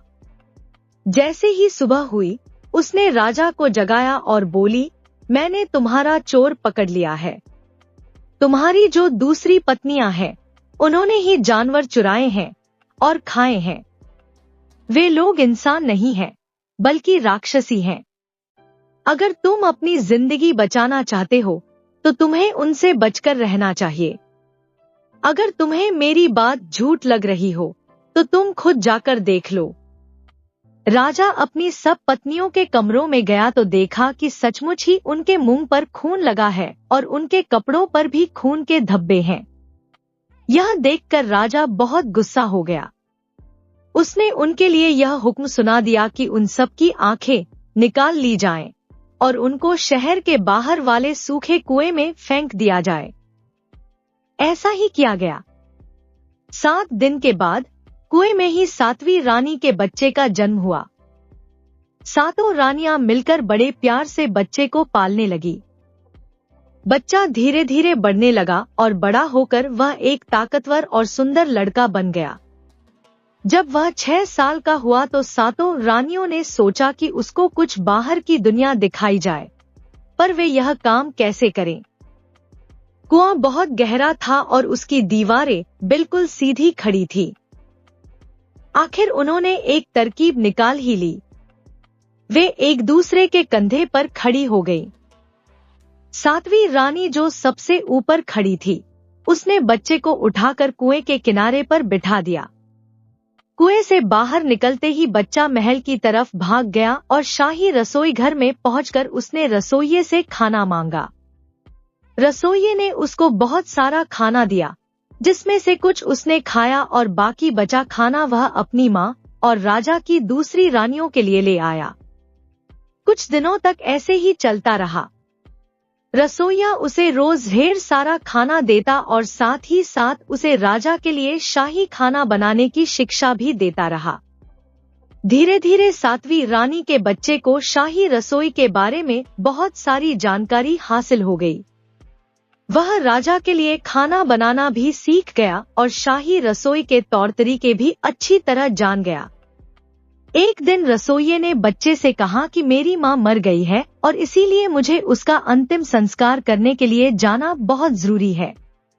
अतः रसोइये ने बच्चे को आज वहीं रुक जाने के लिए और राजा के लिए कुछ खाना बनाने के लिए कहा। लड़का रसोइये की जगह राजा के लिए खाना बनाने के लिए खुशी से राजी हो गया। उसने कहा कि वह अपनी तरफ से भरसक कोशिश करेगा कि राजा के लायक खाना बना सके। रसोइया उसे खाना बनाने का काम सौंप कर चला गया। उस दिन के खाने से राजा बहुत खुश हुआ। खाना ठीक से पका हुआ था। उसमें से खुशबू भी बहुत अच्छी आ रही थी और वह ठीक से परोसा भी गया था। शाम को रसोइया लौट आया। राजा ने उसको बुलाकर उसके खाने की बहुत तारीफ की और कहा कि आज का खाना बहुत अच्छा था और वह आगे भी वैसा ही खाना बनाया करे।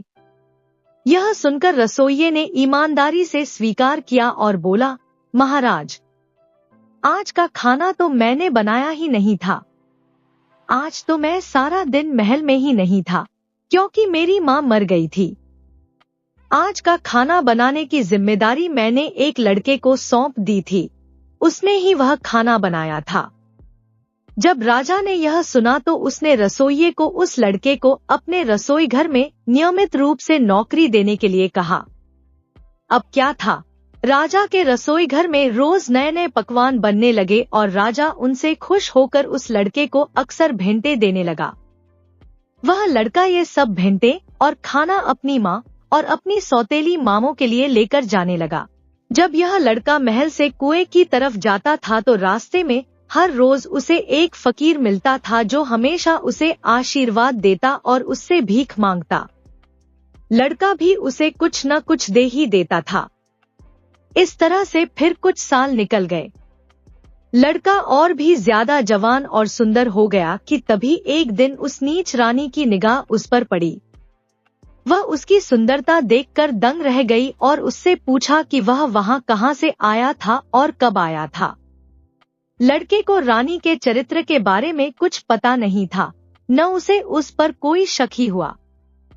सो उसने अपने बारे में, अपनी माँ और अपनी सौतेली मानों के बारे में उसे सब कुछ बता दिया। उसी समय से वह उसकी जान लेने की योजना बनाने लगी। उसने बीमारी का बहाना बनाया और एक हकीम को बुलाया। उसने राजा से यह कहने के लिए रिश्वत दी कि रानी बहुत बीमार है और केवल मादा चीते का दूध ही उसकी जान बचा सकता है। राजा ने जब यह सुना तो वह तुरंत रानी के पास आया और उससे कहा, प्रिय, यह मैं क्या सुन रहा हूँ? हकीम जी कह रहे हैं कि तुम बीमार हो और तुम्हारे इलाज के लिए मादा चीते के दूध की जरूरत है। यह हमें कैसे मिल सकता है? किसकी हिम्मत है जो उसका दूध ला सके? रानी बोली, यह काम वह लड़का कर सकता है जो हमारे यहाँ रसोई घर में काम करता है। वह बहुत बहादुर है। तुमने उसके लिए जो कुछ भी किया है उसके बदले में वह यह काम तुम्हारे लिए खुशी खुशी कर देगा।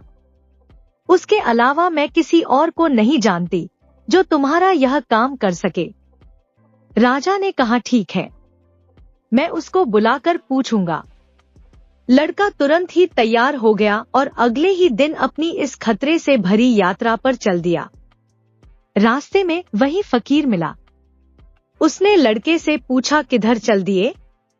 उसने राजा का हुक्म फकीर को बता दिया और साथ में यह भी कहा कि राजा की इच्छा पूरी करके उसे कितनी खुशी होगी जिन्होंने उसके ऊपर इतनी दया की है। फकीर बोला, तुम वहां मत जाओ। तुम ऐसा काम करने की हिम्मत भी कैसे कर सकते हो? तुम्हें मालूम है कि यह कितने जोखिम का काम है। पर लड़के को अपनी जिंदगी की चिंता नहीं थी। आता फकीर बोला, अगर तुम नहीं मानते तो मेरी सलाह मानो। इससे तुम सुरक्षित भी रहोगे और अपने काम में कामयाब भी होगे। जब तुम किसी मादा चीते को देखो तो एक तीर उसके एक थन में मारना। इससे वह बोल पड़ेगी और पूछेगी कि तुमने उसको तीर क्यों मारा। तब तुम उससे कहना कि यह तीर तुमने उसको मारने के लिए नहीं चलाया बल्कि इसलिए चलाया था ताकि उसके थन में एक छेद हो जाए और उससे दूध आसानी से बह सके। तुम उससे यह भी कहना कि तुमको उसके बच्चों पर दया आती है जो कम दूध की वजह से कमजोर दिखाई दे रहे हैं। फिर फकीर ने उसे आशीर्वाद दिया और उसको उसकी यात्रा पर भेज दिया। इस तरह प्रोत्साहित होकर लड़का खुशी खुशी जंगल की तरफ बढ़ा। जल्दी ही उसको एक मादा चीता मिल गई।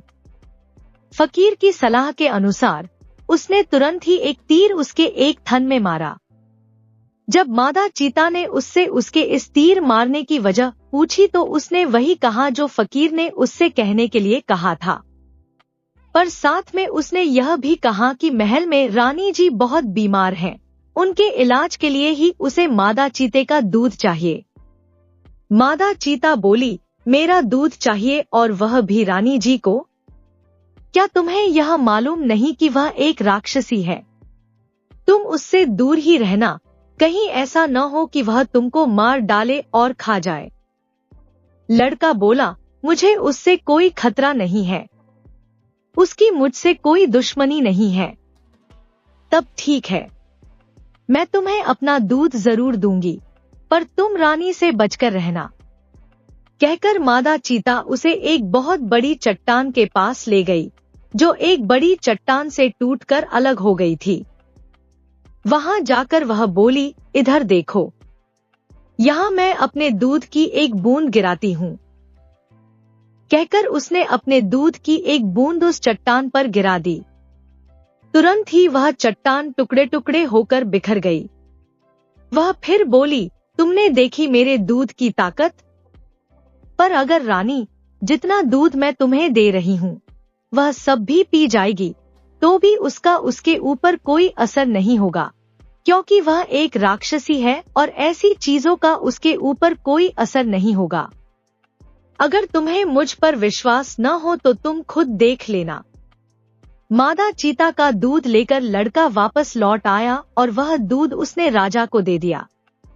राजा उसको अपनी पत्नी के पास ले गया। रानी ने वह सारा दूध पी लिया और कहा कि वह अब ठीक हो गई है।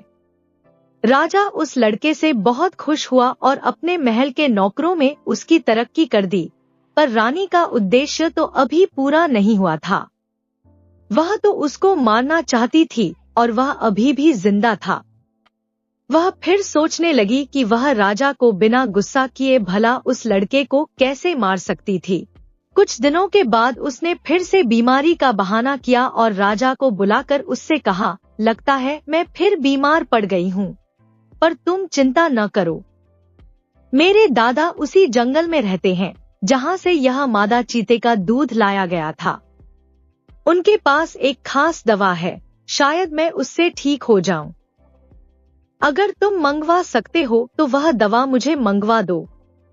वह लड़का जो मेरे लिए यह दूध लेकर आया था वही वहां भी जा सकता है और वह दवा उनसे ला सकता है।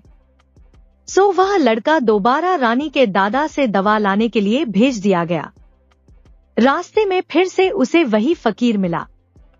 लड़के को देखकर फकीर ने उससे फिर पूछा, किधर चले? लड़के ने फिर से सब कहानी उसको सुना दी। फकीर बोला, तुम वहां मत जाओ, वह आदमी तो राक्षस है, वह तुम्हें खा जाएगा। लेकिन लड़का तो पिछली बार की तरह ही फिर से अपनी जिद पर अड़ा रहा। फकीर बोला, तो ठीक है, जाओ, मगर मेरी सलाह सुनते जाओ। जब तुम उस राक्षस को देखो तो उसे नाना जी कहकर पुकारना। वह तुमसे अपनी पीठ खुजलाने के लिए कहेगा तो तुम उसकी पीठ जरूर खुजलाना और बहुत ही जोर से खुजलाना। लड़के ने वादा किया कि वह वैसा ही करेगा और जंगल की तरफ चल दिया। जंगल बड़ा था और बहुत घना था।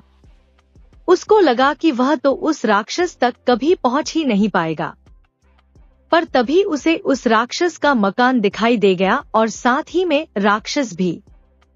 राक्षस को देखते ही वह तुरंत चिल्लाया, नाना जी, मैं आपकी बेटी का बेटा हूँ। मैं आपसे यह कहने आया हूँ कि आपकी बेटी बहुत बीमार है और वह तब तक ठीक नहीं हो सकती जब तक कि वे वह दवा न लें जो आपके पास है। उन्होंने मुझे इसीलिए आपके पास भेजा है। मेहरबानी करके वह दवा मुझे दे दीजिए। राक्षस बोला, ठीक है, मैं तुम्हें वह दवा देता हूँ, पर पहले तुम जरा मेरी पीठ खुजला दो, यहाँ बहुत खुजली आ रही है। राक्षस ने झूठ बोला था। उसकी पीठ में बिल्कुल भी खुजली नहीं आ रही थी। वह तो बस यह देखना चाहता था कि वह लड़का उसकी बेटी का असली बेटा था या नहीं। फकीर के बताए अनुसार उसने राक्षस की पीठ बहुत जोर से खुजला दी। जब लड़के ने राक्षस की पीठ में अपने नाखून गड़ाए जैसे कि वह उसकी पीठ खुरच देना चाहता हो, तभी राक्षस ने उसे रोक दिया। ठीक है, और दवा देकर उसे वापस भेज दिया। महल पहुंचकर लड़के ने वह दवा राजा को दे दी। राजा उसे लेकर अपनी रानी के पास गया। रानी ने दवा खा ली और राजा से बताया कि वह अब पहले से बेहतर थी। राजा उस लड़के से अब और भी ज्यादा खुश था। बदले में उसने उसे कई भेंटें दी और उसे और भी कई चीजें दी। नीच रानी की अब समझ में ही नहीं आ रहा था कि वह ऐसे लड़के के साथ क्या करे। वह तो मादा चीते से भी बचकर आ गया था, उसके पिता से भी बचकर आ गया था। भगवान ही जानता है कि ऐसा कैसे हुआ, पर अब वह उसका क्या करे। आखिर उसने उसे अपनी एक बूढ़ी दादी के पास भेजने की योजना बनाई जो उसी जंगल में उसके पिता के घर से थोड़ी दूरी पर रहती थी। रानी को पूरा भरोसा था कि इस बार वह लड़का जिंदा वापस नहीं आ पाएगा। सो उसने राजा को बुलाया और उससे कहा कि मेरे घर में मेरी एक बहुत ही कीमती कंघी है, मुझे वह चाहिए। मेहरबानी करके उस लड़के को मेरी वह कंघी लाने भेज दो। जब वह जाने के लिए तैयार हो तो मुझे बता देना, मैं उसे अपनी दादी के नाम चिट्ठी दे दूंगी। राजा ने उसकी बात मान ली और लड़का उससे उसकी दादी के नाम चिट्ठी लेकर चल दिया। रास्ते में फिर वही फकीर मिला। लड़के को देखते ही उसने पूछा, अब कहाँ चल दिए? लड़के ने फकीर को फिर से सब कुछ बता दिया। उसने उसे रानी की दी हुई चिट्ठी भी पढ़ने के लिए दी। फकीर बोला, जरा मैं भी तो पढ़ूं कि इसमें क्या लिखा है। पढ़कर वह बोला, क्या तुम जानबूझकर मौत के मुंह में जाना चाहते हो? यह चिट्ठी तो तुम्हारी मौत का परवाना है, कंघी का तो केवल बहाना है। सुनो, इसमें क्या लिखा है। इस चिट्ठी का लाने वाला मेरा बहुत खास दुश्मन है। मैं अपना कोई भी काम तब तक पूरा नहीं कर पाऊंगी जब तक यह जिंदा है। जैसे ही यह तुम्हारे पास पहुंचे, इसे मार देना ताकि मैं इसके बारे में फिर कभी कुछ न सुनूं। जैसे ही लड़के ने यह शब्द सुने, वह तो डर के मारे थरथर कांपने लगा, पर वह राजा को दिया हुआ अपना वायदा नहीं तोड़ सकता था। उसने यह पक्का इरादा कर लिया था कि वह राजा का काम पूरा करेगा, चाहे उसकी जान खतरे में ही क्यों न हो।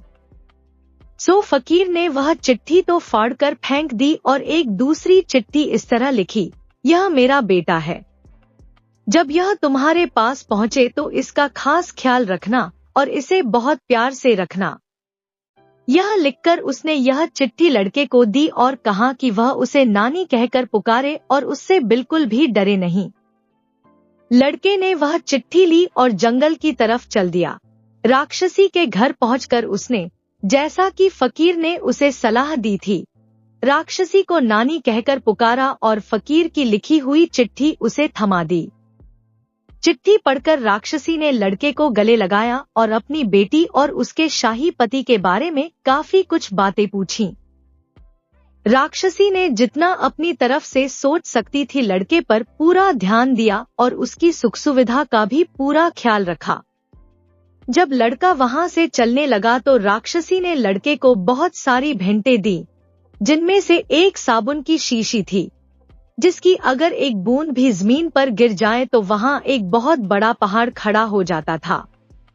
एक शीशी भरकर सुइयां दी, जिसकी अगर एक सुई नीचे गिर जाए तो एक बड़ी पहाड़ी खड़ी हो जाएगी, जिस पर नुकीली कीलें गड़ी होंगी। एक शीशी भरकर पानी था, जिसमें से अगर एक बूंद पानी जमीन पर डाला जाए तो समुद्र बन सकता था। राक्षसी ने लड़के को और भी चीजें दिखाईं और उनका मतलब भी समझाया। 7 बढ़िया किस्म के मुर्गे, एक चरखा, एक कबूतर, एक चिड़िया और एक दवा की शीशी। उसने लड़के को बताया कि इन 7 मुर्गों में तुम्हारे 7 मामाओं की आत्मा है, जो कुछ दिनों के लिए बाहर गए हुए हैं। जब तक ये 7 मुर्गे जिंदा हैं, तब तक तुम्हारे मामा जिंदा हैं और उनको कोई नुकसान नहीं पहुंचा सकता। इस चरखे में मेरी आत्मा बंद है।